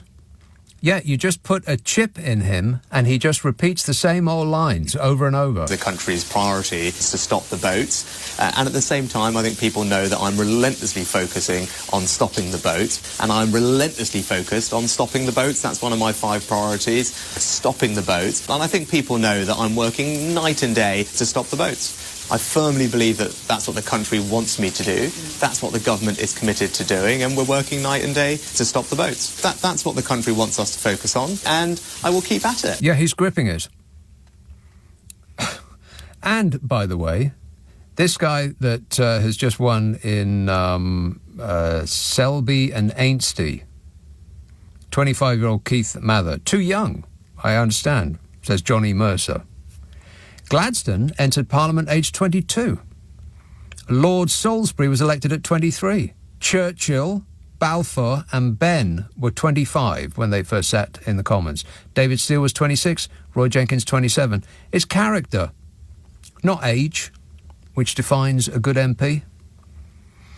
And, by the way, you can join the army and kill and be killed for your country, but you can't be an MP. Who's he kidding? And yet they keep sending him out to distract us on television, doing an excellent job on that, if not anything else. 0345, Keir Mather. That's right, because he was, not Keith. Did I say Keith? Keir. 0345 6060 973. Text 84850. Email nick@lbc.co.uk. If you're on Twitter, it's @LBC. Friday, Saturday, Sunday night at 10. Nick Abbott, LBC.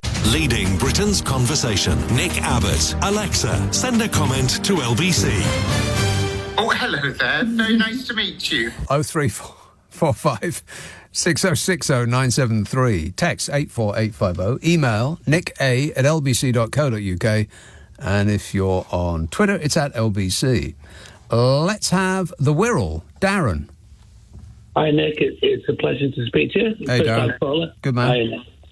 Yeah, to quote the legendary Morrissey, to vote is to support the system, so the corrupt system. So why do you insist that we vote when you know, and you've contradicted yourself by saying that we should carry on voting, when you know that the Labour government will get in next, and then you know that the Conservatives will get in after them?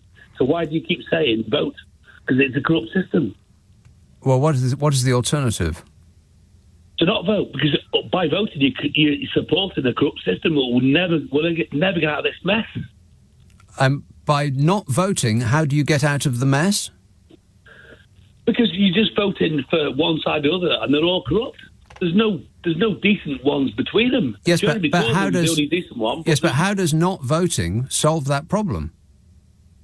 Well, I believe that by voting, you're supporting a process. If none of us voted, then they wouldn't be able to carry on with their corrupt system. So we have to stick together and say we're not voting for a corrupt system that never works. Oh, you're suggesting that no one votes at all? No one votes. No one. Other one. People are very, very het up and angry. Thanks, Darren. He expressed himself in builder's terms. Disgusting. He just got a little bit emotional. Everybody needs to take a deep breath and calm down. It might never oh, no, that's right. It already has. The idea that no one should vote and then they won't be able to carry on their wicked ways is absolute nonsense. Because in that highly unlikely scenario, it would only take one person to vote, and then we would have to be stuck with whichever party that person liked. No. I've got zero patience for this. And this, that you can't see how idiotic that argument is just beyond me. So the perfect party does not exist, as far as you are concerned. You cannot see the ideal candidate to choose to vote for. OK, well, boo-hoo. That's life. Choose the least bad option. Doing nothing at all is not an option. What does that solve? You're not going to get everybody in the country to not vote. Of course not. You'd have to be nuts to think that. So if you don't vote, then you're going to be run by the extremists, because they will vote. That's why we left the European Union. Because, I'll exaggerate to make a point, 100% of those who wanted to leave the European Union went out on the day and voted. 50% of those who did not want to leave the European Union couldn't be bothered because they thought, well, everything's fine. I'll just, no big deal. We probably won't vote out, so I'll just carry on doing something else today. I'll vote later. I'll vote tomorrow, at some point in the future. Somebody else will vote on my behalf and everything will be fine. And it wasn't, because the one-issue extremists all went out to vote. And that's what you get when good people can't be bothered. You get run by extremists. I can't believe I'm about to say this, but you should respect the wisdom of the crowds. OK, the masses are asses, but if you ask enough of them which way is up, then you'll eventually get an answer that you can more or less rely on. 0345 6060 973. Belfast, Brendan. Hello, thanks for taking my call, and good to hear that you're fairly well anyway. You haven't been complaining too much about your health. You know me. Mustn't grumble. Never. Anyway, in the last few weeks, maybe months, from time to time, if not regularly, you've been asking two questions. And one was both about Rishi Sunak. The first one being, what you would make it easy for us by saying, well, just name one thing that he's been successful at. Yeah. And the second one, which is sort of linked, is why would a billionaire want to be PM? Which is really, picking apples compared to what he should be doing. Yeah. So, and the first one, I've thought about it a bit, and I don't know, and I'm asking you personally what you think of these things, Number one, I don't think there's anybody in the history of British politics who has summarily failed at everything on the way up. And even within the Tory leadership internal competition, he was beaten by a cabbage. But yet he still was able to grasp success from the jaws of defeat and went on to achieve the highest office in the land by being a total failure during his whole political career. And that moves me on then to... You're talking about this guy? Yeah. Wait a minute. That guy? No, Rishi Sunak. Rishi Sunak has been a failure his whole career. No, he's been a political failure, yeah. Yeah. Oh. He has never won anything. I think he was elected successfully once, but he wasn't elected. He hasn't ever won anything. And yet he's still the leader of the Tory party. I mean, did he win the election to become the Tory leader? No. He didn't. He lost to a woman who lost to a lettuce. Absolutely. Yes. So how he was able to do that, you got to give him some kudos for that. So that's one thing he's done. It's just sheer dumb luck. His entire life has been sheer dumb luck. No, it's not. It's not. It's manipulation, coercion, and the Adam Smith's hidden hand of big business. But moving swiftly to the second, which is obviously interrelated. Why would a billionaire want to have a pesky job like a... Yeah. Where he gets shouted at all day long. And he has to go on television and pretend like he cares about poor people. Well, he doesn't actually, because, he has admitted, to his credit, he has admitted that he has never actually spoke to a working class person. and he didn't know any, and he has admitted that on record. He did, yeah. Yeah. So... he's upfront about that. Plus, he did say friends. He doesn't have any working class friends. He said, I have upper class and middle class and working class friends. Well, not working class friends, but yeah. But mind you, why would a billionaire have working class friends? Yeah, well, he had working class help, but not friends. Yeah, well, millionaires have working class help, but billionaires have middle class help. Yeah, that's right. Yeah. But meanwhile, back at the ranch, why would a billionaire want to be PM? And take all that flack, because he's very uncomfortable with people. He doesn't know how. That's why he keeps saying that. Terrible. My priority. Yeah. And no matter what you ask him, it's always the same thing. He's absolutely excruciating to watch on television when he's being interviewed, because he just gets so animated and his eyes, those sort of liquid puppy dog eyes, just show fear behind them to me. And he sort of overcompensates by flapping his arms up and down like he's trying to take off. And his head goes all wobbly like it's on springs. And it's just excruciating to look at. I don't believe anything about you, Fishy Sunak. Nothing at all. Well, that's the part of the job he probably least signed up for. But you're saying, well, why would a billionaire want that job? Yes. And I think, personally, and I'd love to hear your thoughts on it, obviously, that's why I'm ringing you, is it's about restructuring the British way of life, culture, business, fast-tracking business, removing any inhibitions or any barriers to free trade for the rich. It's the same with the really small. They're all billionaires, millionaires. Yeah. And so what he has no financial interest in it other than he's able to make it for like the Murdochs and the Hoover guys and all these people. He can he is the Hoover guys. Dyson. Oh. Right, not Hoover then. Oh no. He's able to. He's destroyed the unions more than Thatcher ever did. In fact, he's the only one that would ever have the gall to attack junior doctors and blame them for the problems within the NHS. That's just extraordinary to me. I mean, how a nation puts up with that? That's just unbelievable. It is unbelievable. Yeah, I mean, it's just I don't really know what's happening in this country anymore. I just think there's maybe something in the water. Maybe there is actually something in the water. Somebody should look into that. Barges.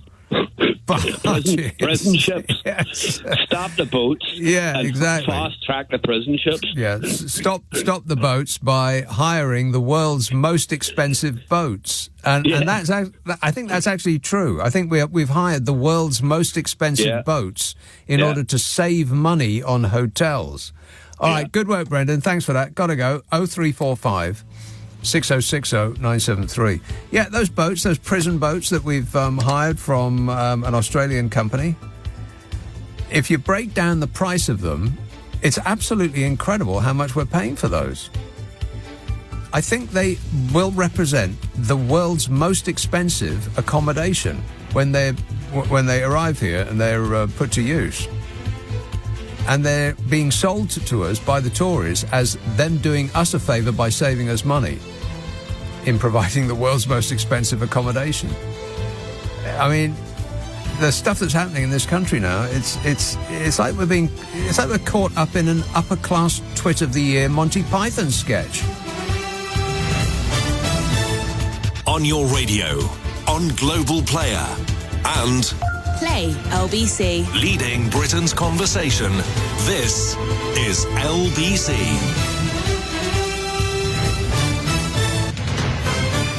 This is LBC from Global, leading Britain's conversation with Nick Abbot. You're joking.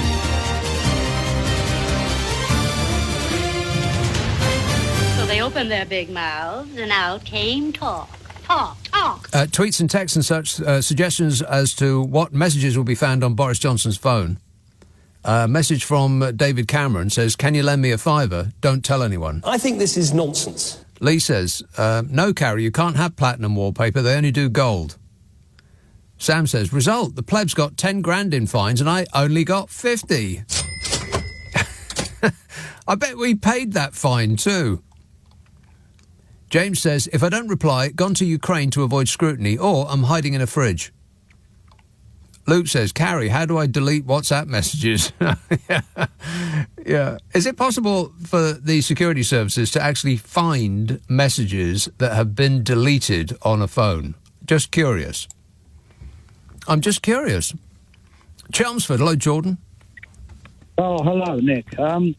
Nick, frankly, listening to you winds me up because, in my opinion, I'm a very, very good man and nice person, but the stuff you're spouting, mate, is just absolutely everything that's wrong with the country. Can you be more specific? Well, you're just beating around the bush the whole time. You're not getting to the point with the issues that are concerning the general public. Like? You're supporting Labour. Yes, I agree that absolutely the Conservatives need to get their house in order, right? But you're saying stuff like stop the small boats, stop the small boats. When I'm saying stop the small boats. No, I was playing a clip of Fishy Sunak saying stop the boats. The country's priority is stop the boats. Stop the boats, he said. Yeah, stop the boats.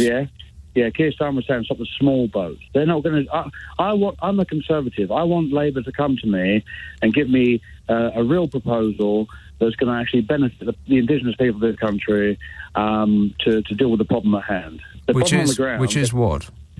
The country being broken into. But you keep playing it down. Broken into? Yes. Are you talking about the people who arrive on the south shores of this country in small boats? Yeah. Right. Yeah. How many came last year, about? Right, this is classic. So you're going to say it's roughly 45,000 a year is not a problem. Well, there's a problem.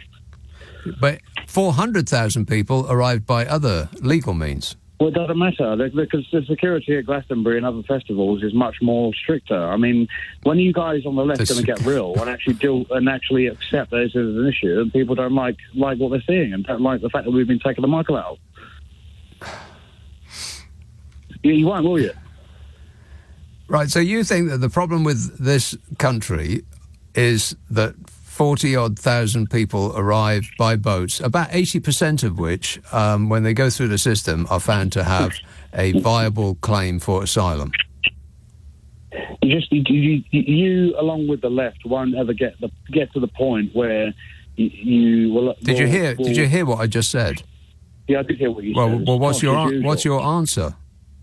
My answer is this: we get to a point where we become selfish and we deal with the problem at hand, and we have a zero tolerance approach. We haven't got the resource or the let's say the capacity to deal with what's coming. And then you're going to say, oh, well, we should process those claims in Calais, etc.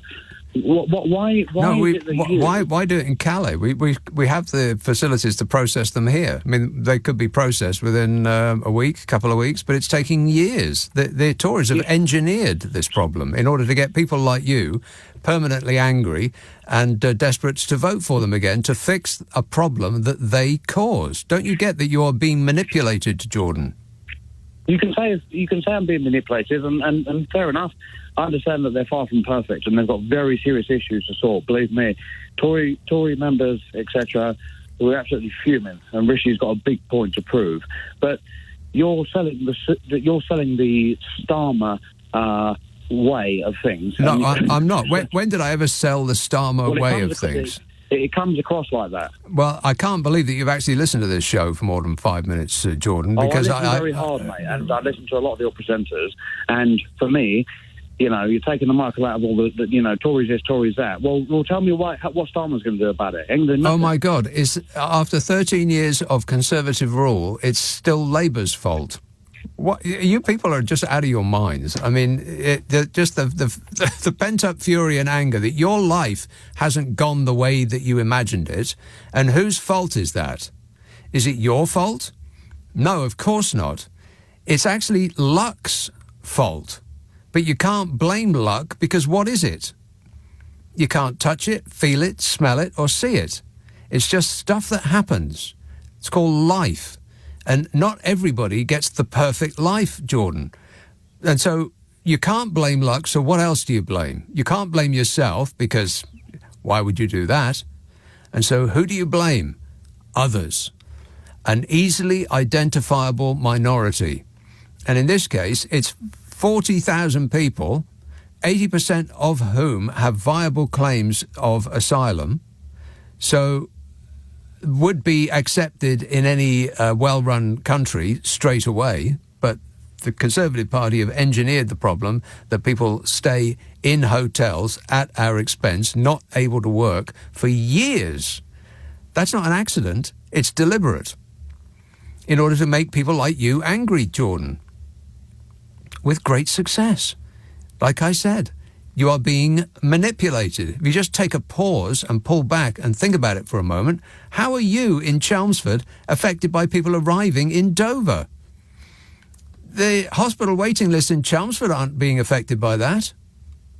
What's that got to do with you? But it's pointless telling them because they just won't listen. They've made a major life decision based on no information of any kind apart from propaganda that they're being fed all day long by a party that wants to just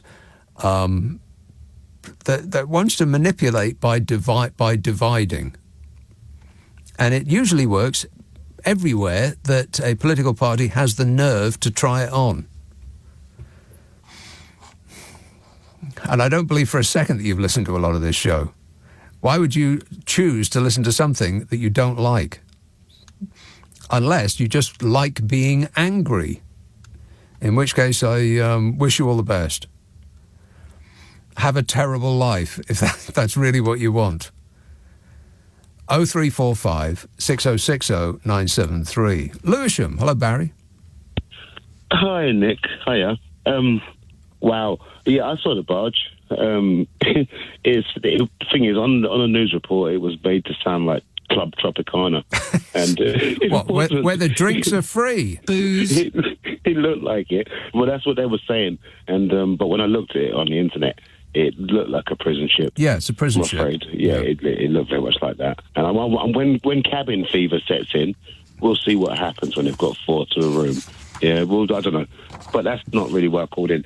So the thing is, you've got your Jordans in this world. They're able to explain. I've tried, Nick, and you tried, and you can't explain to him that, look, you're being manipulated, fella. They want you angry, and you are just so easily led, right?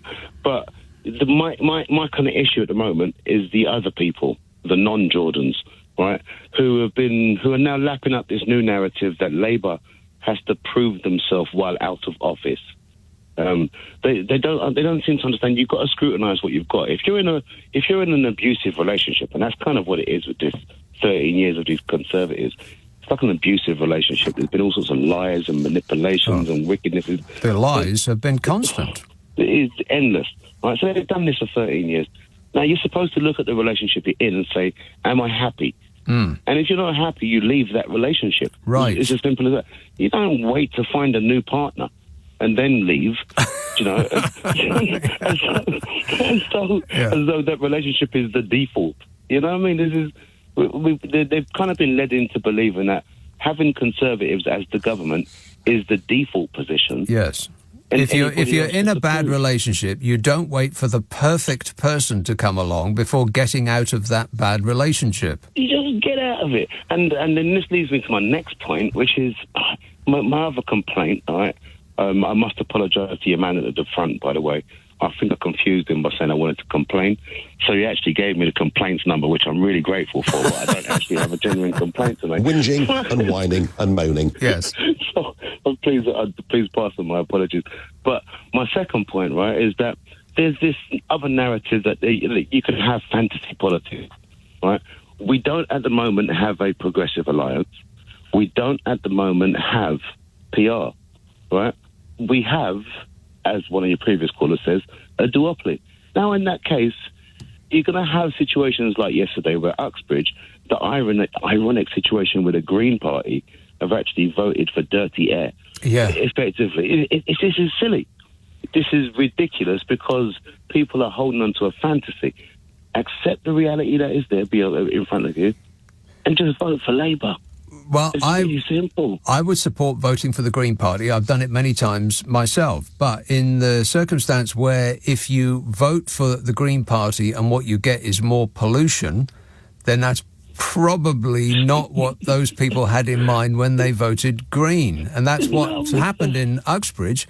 Almost certainly, because it supposedly was about ULEZ, which is the Tory idea, by the way, brought in by Boris Johnson. But he just wrote a column about how dreadful the ULEZ charge is. It was his idea. But let's gloss over that and pretend it never happened, because he does. But yes, the Tories won by 400-some votes, and double that number voted Green. But the people who voted Green would, you assume, approve of the ultra-low emission zone. So that means that they voted Green and they got Conservative. It's just all back to front and upside down. It is madness. Correct, Amundo. Yes, the whole world has gone completely insane. Thanks a lot, Barry. Got to go. Yeah, let's look at this boat thing. I'll do that in just a minute. The maths, the accounting that's gone into this boats, these prison boats that they've just bought or rented, it's just absolutely incredible when you break it down how much they're spending. I'll come to that in a minute. 0345 6060 973. Messages are found on Boris Johnson's newly opened phone. Martin says, whenever I'm feeling down, I always think that things could be a lot worse. I could have Michael Fabricant's hair on my head. You don't need to put all of that product in your hair. You just don't. LBC.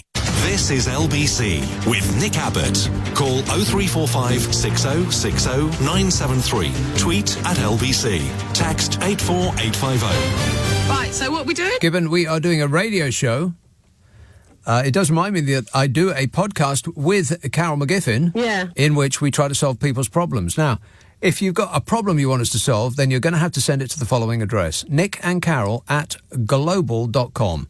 NICKANDCAROL @global.com. But you must prepare to be totally satisfied. Ask for it by name on an internet near you. What's your problem? with Nick and Carol. Right, I'm going to do some maths, actual mathematics. Boring. About the boats. Correct me if I get any of this wrong. Our government paid £1.6 billion for these prison boats to accommodate 2,000 migrants over 2 years. £1.6 billion, 2,000 migrants over 2 years. Have I got it right so far? Now, if you cut that down and try to figure it out per person, 1.6 billion for 2,000 people is 800,000 per asylum seeker. £800,000 per asylum seeker over 2 years. So there's about 730 days in 2 years. So divide 800,000 by 730 and you get £1,095.89 per night. So let's call it £1,100 per night for a shared room. So to save the taxpayer the cost of renting a hotel room for 50 quid a night, the Conservatives are spending £1,100 a night. Which, by the way, is about the same amount calculated to end child poverty in the UK, 1.6 billion. So it's costing us £1,100 a night because the Conservative Party wanted to save the taxpayer the £50 a night for a hotel room. Are you with me so far? Now, what they could have done is hired one of the world's most glamorous and expensive cruise ships.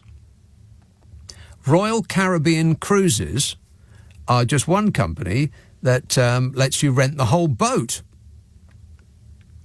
And here's the cost.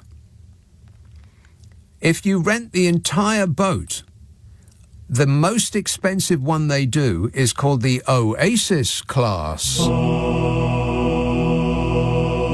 And you can rent it for a 4-night period for £4.6 million. £8 million for 7 nights. That is, per person per day, $205 US. Now, the maximum occupancy is 5,614, which is not quite, but nearly double what these prison boats can occupy, or can take, rather. So, and this boat, by the way, I mean, they describe it as follows. A full ship charter is the ultimate in privacy, exclusivity and customization, offering a unique and lasting memory. Create the ultimate unforgettable VIP experience for your employees or guests.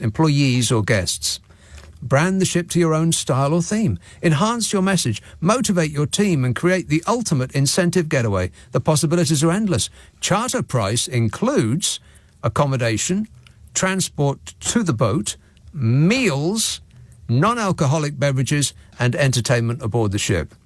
And for all of that, it costs $205 per person per day. And that's for a 4-night. So let's assume that it's cheaper than that for a 2-year rent. But let's just stick with that price there. $205. Our government is spending 5 times that on these prison boats per person per night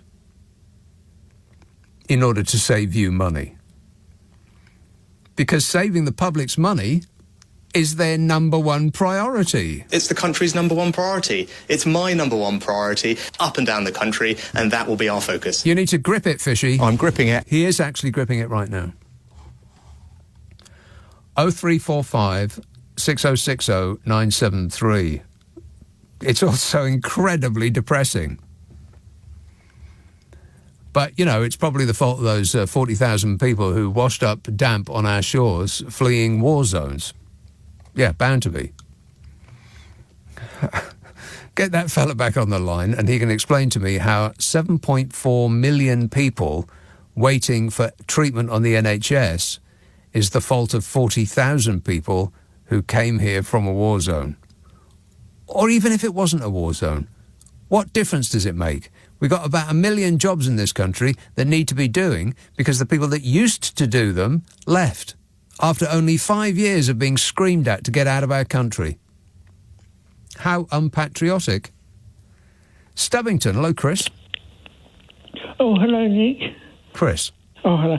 Yes, I just wanted to say, I think you're absolutely right. We do need proportional representation because at the moment, a very small vote almost guarantees a Conservative government, and that's not democratic in my view. No. Also, I find it quite bizarre that we're in this enormous mess, and yet the government has now gone on to summer recess. Yes. And then they'll come back for September for 2 or 3 weeks. Yeah, and then they go into conference season. Yeah. Why are they copying school summer holidays and school holidays? They should be working. These are the same people, by the way, who are decrying the work from home mentality in this country. Apparently, we work from home more so than the French or the Germans, almost as much as the Canadians, and about as the same as the Americans. And this is very, very bad practice, so say certain members of the government. My view. Exactly, like him. And yet they've just taken off for 6 months, 6 weeks. Yeah, it's crazy. And then they'll take off a few more weeks for their own little parties in September. Exactly. And that's when he's not leaving silly notes on desks. Yes, sorry, I missed you. In between spending the morning in church and then the afternoon sucking up a freebie at the cricket. Yeah, but unless Labour get PR in, we're doomed to repeat having these same fools in power again and again and again. And again. Yes, I know, it's like Groundhog Day. I couldn't agree more. All right, thanks a lot, Chris. 0345 6060 973. Yeah, that's the problem when you've got a few parties on the left and one party on the right. The one party on the right will continue to win over and over again because the left vote is split. And they have. If you add it up, since the war, the Tories have been in power for about 2/3 of the time. And I don't think in a single one, maybe one election, just the one, did they get over half the votes. So with less than half the votes, they've had 100% of the power 2/3 of the time since the Second World War. How is that fair?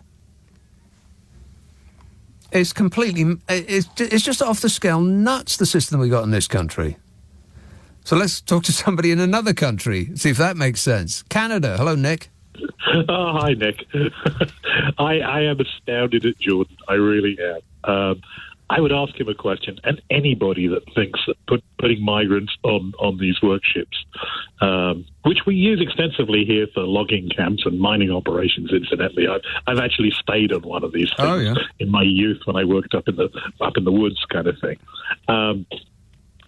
And they are fairly Spartan and unpleasant boats to live on, there's no doubt about it. But the reality for somebody that has crossed the channel, a 40-mile crossing of the busiest commercial shipping lane in the world, in basically what is a kid's rubber wading pool inflated in a couple of paddles. If you've done that, knowing that you have about a 50-50 chance of dying, if you cross the Mediterranean, I don't know if you saw the picture of that boat that went down. Literally not a square inch on that boat was empty. I mean, they took it looked like the people fleeing from Vietnam in the 1960s. If you got on that boat willingly, knowing that the boat before sank and this boat might sink and the boat afterwards sank, and that half of the people trying to make that crossing across the Med end up drowning. That barge is the most luxurious, seaworthy vessel you've ever sailed on. Right? You're going to look at that boat and go, why couldn't we have that ship us across the channel? Right? Like, it's not going to put anybody off. And the fact that you're paying 1.6 billion quid for something that won't work. hasn't worked. Because let's face it, you've had these barges coming for the last month or two. Has it put anybody off? No. You've still got the same amount of bloody migrants rocking up at Deal Beach. Well, I imagine that is actually the plan. I don't think that the current regime has any intention of fixing this problem, just like they don't really want to fix the problem of the striking medics of the NHS or any of the other little sort of pots on the boil that they've got going in order to make their fans angry. I understand that. I completely agree with you. The part I don't get is when you spend $1.6 billion, because if you didn't buy those barges, Jordan would still be just as angry. You've just wasted $1.6 billion, and you have to ask the question: who's getting that money? Yes, well, exactly right. I'm guessing somebody at Royal Caribbean Cruises right now is desperately trying to find Suella Braverman's phone number to say, where do we get on in this action? Yes. How much do I have to donate to your re-election campaign in order that we can get the next contract? Well, I think somebody's making a lot of money, that's for sure. And so there's an investigation that needs to be engaged in, Nick. I vote for you. Full report Monday morning. Will do. Right. All right, thanks a lot, Nick. He's on the case. 0345 6060 973. Paul texts, it seems to be common assumption that the Tories won in Uxbridge because of ULEZ, but they only won by 500 votes and 1,000 people voted Green. Presuming those Green voters approve of ULEZ, it means that if we had PR, the Tories would have lost because of ULEZ, not won. Yeah, those numbers are a little bit out, but more or less there or thereabouts. Carla says, last week I emailed in saying I experienced high heat in Spain while riding down on my motorbike. I'm due back on Tuesday afternoon, and all I can see on the weather forecast is the UK is going to be raining. I think I might turn round and head south again, not because of the weather, but because of the state of the UK. I blame 13 years of PM Corbyn, says Carlos. Well, that Prime Minister Jeremy Corbyn has got a lot to answer for. Thanks a lot, Jeremy Corbyn. You see what you've done to this country? Alex emails, I'm visiting my in-laws in England in September. Do you think that things will get better by then? Do I think things will get better by then? No. Yeah, not really, no. It's going to take a lot longer than that. 0345 6060 973. Text 84850. Email nicka@lbc.co.uk. And if you're on Twitter, it's @LBC. Friday, Saturday, Sunday night at 10. Nick Abbot, LBC. Leading Britain's conversation. Nick Abbot. Alexa, send a comment to LBC. Hello. Number please. Trying to connect you. Sorry to keep you waiting. Yes, sorry to keep you waiting. In Berlin, Lulu. Hello, darling. Lulu. Hello, Nick. I'm in Berlin, sweetie, with Trace and Simon, and we've just been to watch Cabaret. Oh, perfect. Can you imagine in German? Can, yeah. It was fabulous, and it just made me think about the state of our country and the echoes of the past. Do you know what I mean by that? Uh-oh. Here we go. Buckle up. It's going to be a bumpy ride. Yeah, but it was an amazing show, and I just think we haven't learned anything from history, have we, Nick? The only thing anyone ever learns from history, Lulu, is that no one ever learns anything from history. History, I know, absolutely, 100% right. Can I just say, I despise that Mercer character. Isn't he awful? Isn't he awful? Isn't he, though? He seems to delight in being awful. Either that or he's trying to be cute and cuddly and failing by a large margin. Yeah, I think he's angling for a job on GBBs, isn't he? When he gets kicked out of the next election. There's a lot of people going to have to be buffing up their CV. No doubt about that. Thanks a lot, Lulu. 0345 6060 973. Marty texts, Fishy isn't doing the job for the money. It's a hobby. He doesn't need to work, so whatever he does fills his time. It's just like a game for a few years. There are no repercussions. Even Liz Truss gets a legacy for being rubbish. He's being insulting to you, Liz. That is a disgrace. But he's got a good point. Absolutely. Yeah, maybe Fishy's doing it for the free armed guards for the rest of his life. Maybe that's it. Highly suspicious. I can't imagine why he's putting himself through this. Must be getting something out of it.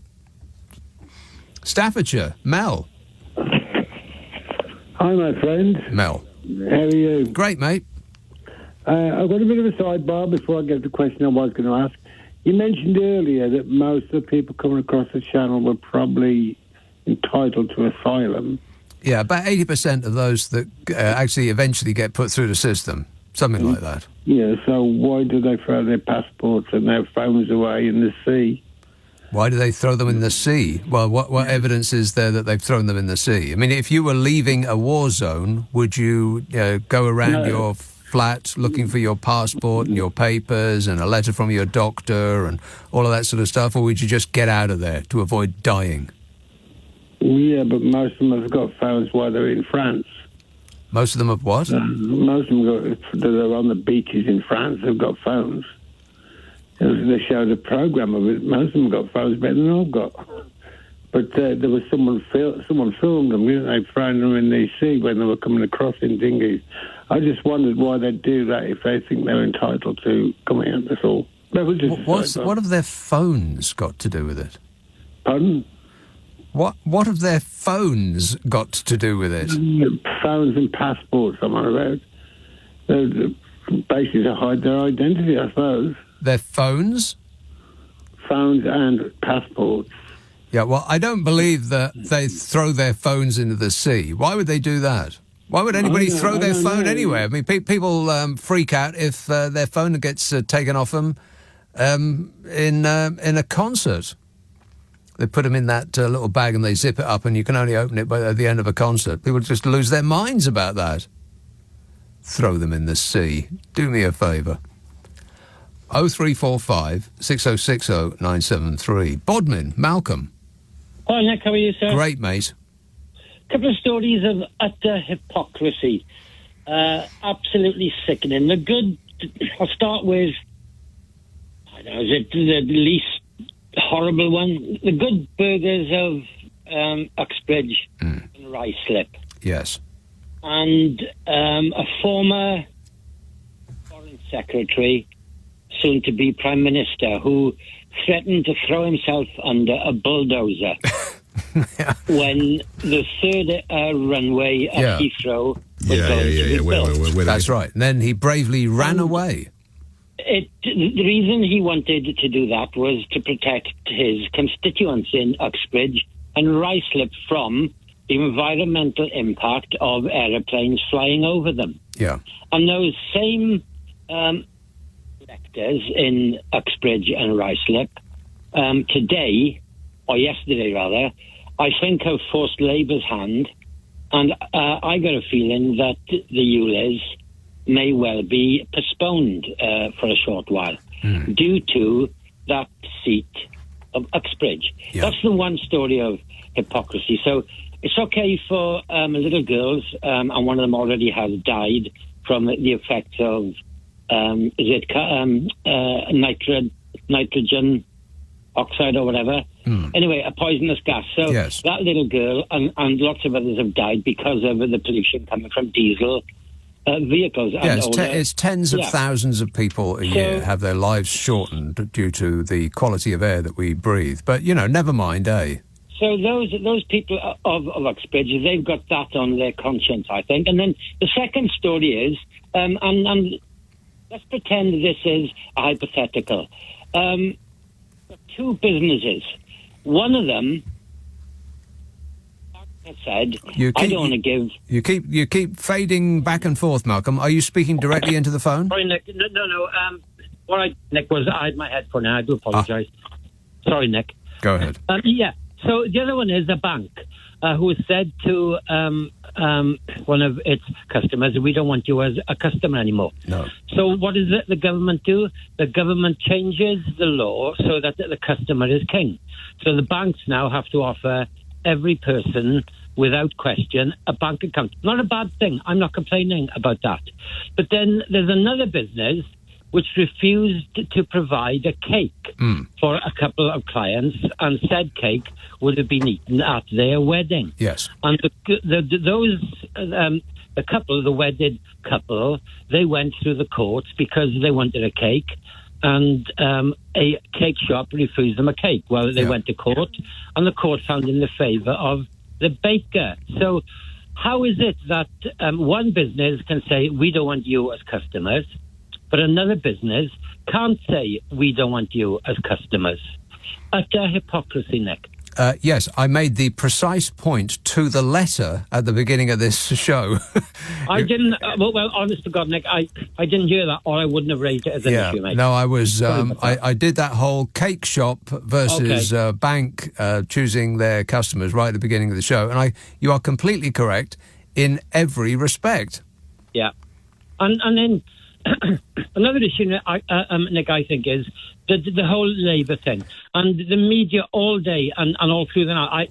I was up all night listening to it. Were you? And for me, the media, it's just Uxbridge, the honourable folk of Uxbridge and Ruislip, who didn't see fit to anoint the Labour candidate as the new MP. So well, they only missed out by half the number of people that voted Green, and you'd think that the Green Party would be for the ULEZ charge. So it was the Tories only won by accident, really.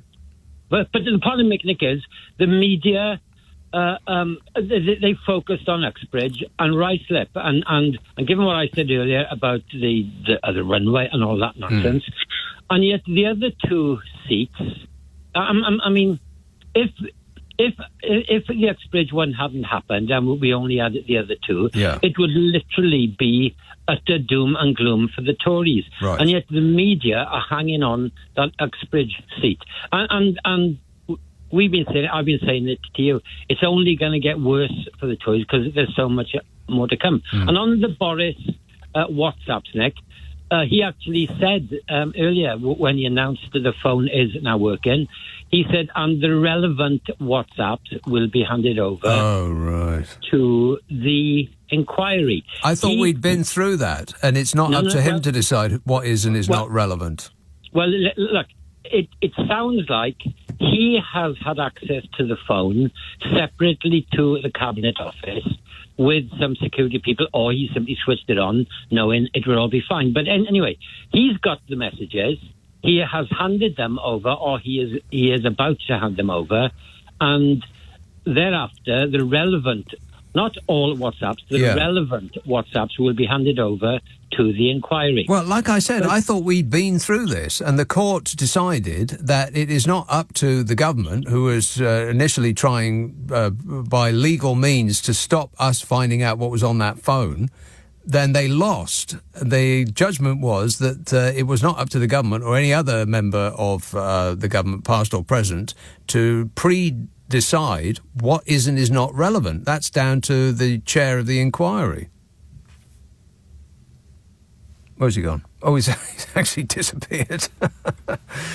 His phone went from not working very well to not working at all. Well, some in the right-wing press are desperately trying to spin this as a great success for the Tories because they didn't lose in Uxbridge. And there's a fellow called John Curtis, a professor of politics, University of Strathclyde. He speaks about this kind of thing a lot. He's a pollster expert. His take is as follows. The Conservatives may well be inclined to take some comfort from Thursday's by-election results in the event the widely expected trio of losses was avoided thanks to a narrow success in Johnson's former Uxbridge and South Ruislip constituency. In truth, the results confirm the depth of the electoral hole in which the party now finds itself.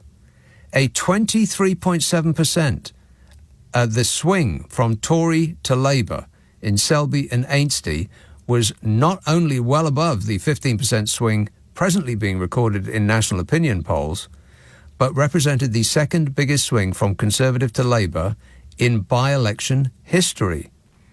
Meanwhile, Conservative support fell even more heavily by nearly 30 points as the Liberal Democrats chalked up their fourth by-election success of this Parliament in Somerset and Frome. So even if we take into account the more modest 7-point fall in Tory support in Uxbridge, the three by-elections collectively registered a 21-point drop in the party's support since the 2019 election. That figure is all too similar to the 18-point fall that is currently being registered on average in the national polls. And why? Well, voters are more doubtful about the ability of the Conservatives to deliver the sunny uplands that they were promised Brexit would bring. It's that pessimism, says John Curtis, not concern about the flow of illegal migrants, that has above all driven 2019 Tory voters away from the party in droves.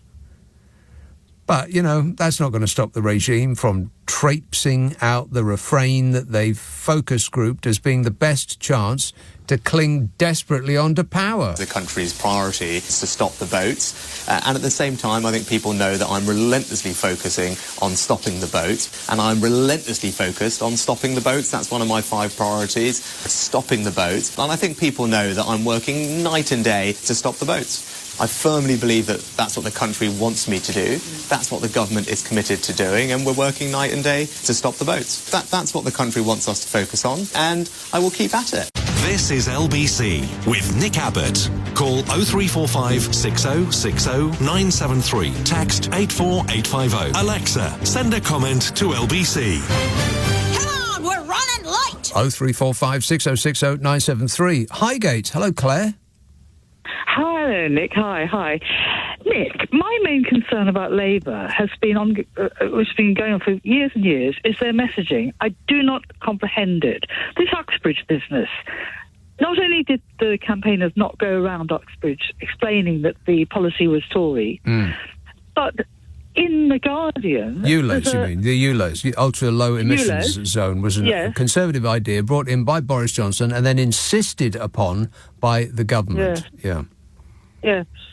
But not only that, but Starmer has actually issued a statement to say that that the London mayor must consider, quote unquote, the expansion of the ULEZ, as if he has no concept. Yeah, read it. As if he's got no concept that it was a Tory policy. You know, I think what's holding Labour up always, it's so frustrating, is they never seem to contradict the lies. Like, for instance, the Tory smear that Labour had broken the economy, and Labour did not come out countering that by saying it was a global crash, nothing to do with Labour. And then the gag about there's no money left. You know, Labour did not publicise that was a long-running gag, which all outgoing chancellors leave, you know, when they leave a note saying that. There was no... And now Uxbridge. It's infuriating. You know? I mean, there's so many open goals that how come they can't, even by accident, score one? Yeah, but who is deciding on the messaging? How is it that are we to believe that Starmer has no clue? I mean, you've been talking all this programme about it. You knew.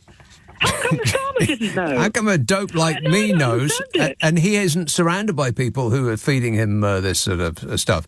Look at government debt. When the Tories took over, the government debt was 1.03 trillion pounds, which is 65% of GDP. 10 years later, it went from 1.03 to 1.79, 79% of GDP. Now it's 2.6 trillion, over 100% of GDP. It's more than doubled in the time the debt has doubled in the time that the Tories have been in power. That's right. I mean, yes, and yes. And I mean, you can understand, we all know about the sort of the right-wing press distorting everything, but it comes back to I'm so perplexed about it. How is it that counter-argument is not sung from the rooftops? I tell you what, the only people who really have let the public know what's actually going on is led by donkeys. You know, who are my favourites. Yeah. You know, when they do their billboard campaign. Right. I mean, they say it like it is. Yes. But why isn't Labour. What I know when Seamus Milne was directing everything at Labour, everything became very messy during Brexit. I know that Corbyn and the Labour Party had decided to come out and back a second referendum, and then Milne got hold of the short and curlies and exercised, and prevailed and made Corbyn become ambivalent and sit on the fence, and that lost a heck of a lot of votes come that election, that next election. I don't understand why it's to do with Brexit. Yeah, I don't understand why only the right wing get how to win an election. They need to come up with a 3-word slogan. That's what wins elections. Something doesn't even have to be true. It's just something that's really basic that plays on people's emotions and that lodges in their brain and they can repeat over and over again. I mean, if they can't do it, the fair party, or something like that, or social fairness, or something simple. Yeah, something better than that. But it's a work in progress, Claire. Thank you, Nick. All right, cheers, Claire. Ta-da. 0345 6060 973. Samantha says, regarding the ULEZ, people with older cars were given ample time over 2 years to accept 100% compensation for the cost of replacing their old vehicle. I don't remember that. Were they? That doesn't seem likely. 100% compensation for the cost of replacing their old vehicle. I thought one of the major problems was that the government was, insisting on this ULEZ charge as a precondition for bailing out Transport for London because they lost all their customers due to the COVID lockdowns. So without the government bailout, the transport in London would cease to exist. It would have all gone bust. And you obviously can't have that. So the government was forced to do something about that, but the precondition of giving the money was insisting that the mayor bring in this ULEZ charge. And then they had the nerve to say, well, it's got nothing to do with us. It's this Labour's tax on the poor. It's the Tories' blooming tax. Boris Johnson's idea. Yeah. Wait a minute. How come the Labour Party aren't saying that? I mean, I almost doubt the veracity of what I'm saying because they haven't highlighted it. But it's true. But it does make me think that I've got it wrong. But I haven't. Unless you know otherwise. Why aren't the Labour parties, instead of being cowed by the coverage that the Tories are making on this, why aren't they saying, well, hang on a minute, it's not our idea, you forced it on us. They're owning it. I just don't understand their policy as a method for winning the Labour Party. I just don't get it. I think up to this point they've been incredibly lucky because the regime have been utterly dismal. It's just been a one long clown show. Absolutely. And each iteration seems to be worse than the last. And so by that method, the Labour Party are in the lead. But I don't think it's anything that the Labour Party themselves have done.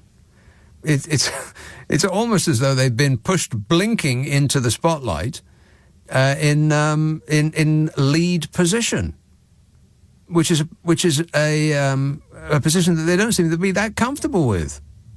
They'd rather lose gallantly. It's infuriating. Just pick a 3-word slogan, that's all. They need to get some sort of comms expert, because you know that the Tories have. I mean, this is why they keep saying the same thing over and over again. The country's priority is to stop the boats. He just says it over and over and over again. You think that Rishi Sunak is concerned about the boats? The only boats he's concerned about is the one that he would hire off the coast of Saint-Tropez for the summer. He don't care about the boats. Why does he keep saying it over and over again? It's because they focus grouped it. They got a room full of mouth breathers and asked them who they hate the most. And the answer came loud and clear, foreigners. Because they come over here and etc. and so on.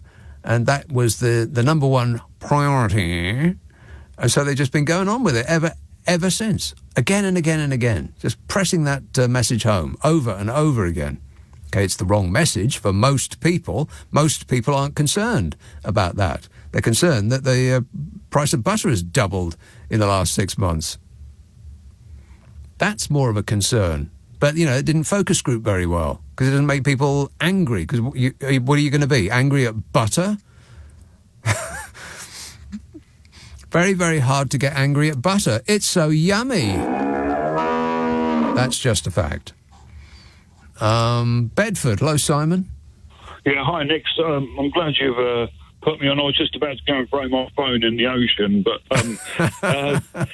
just a little anecdote, Nick.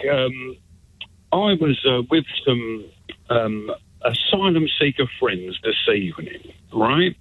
And we were enjoying coffee and cake while the kids were running around the garden, this, that, and the other. They've been here a very, very long time, like 20-odd years, and they've still only progressed to the indefinite leave to remain stage of the immigration process, right?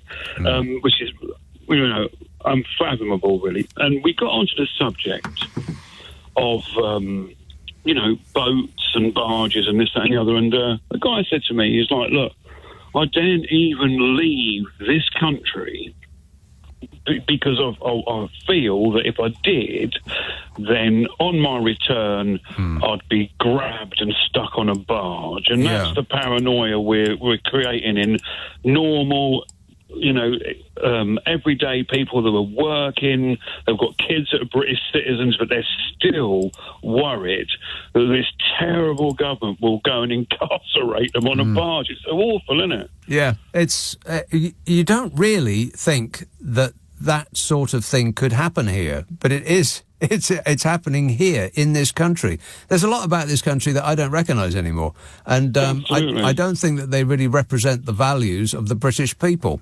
I try to put myself in his mindset, like you do when you're talking to people. You think, how would I react if I felt like that? And I couldn't fathom it at all, Nick. It's absolutely ridiculous. Anyway, great show. Thanks very much. Thanks a lot, Simon. Cheers, mate. Just think, what would Jesus do? And the regime seems intent to do the exact opposite of that in any given situation, while claiming piety.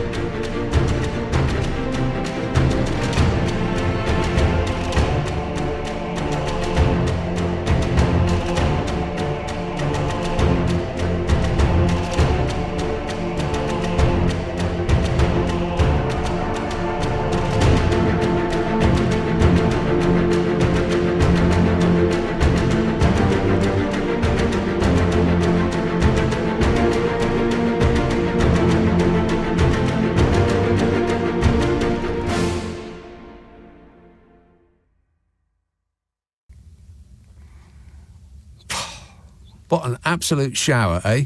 Is this any way to run a country? No. Messages on Boris Johnson's phone. Stephen says, Boris, put me in the House of Lords or I'll pretend to resign. Love you, Nadine. Declan says, an emergency has risen. Tell them to start the bulldozers without me. And Izzy says, we'll play musical chairs. Anyone asks, it's a cabinet reshuffle. Yeah, one of those business meetings. Right, I've got 8 pages of texts and emails that I haven't read out, so I will try and get through those tonight when I come back at 10 o'clock for another normal show. If you missed any of today's show, you can listen back on Catch Up on Global Player. If you've got one of them stupid smart speakers, then the magic phrase is play Nick Abbot the whole show podcast. Show podcast. Show podcast. Show podcast. Show podcast. Show podcast. Show podcast. Show podcast. Show podcast. Show podcast. Show podcast. Show podcast. Show podcast. Show podcast. Show podcast.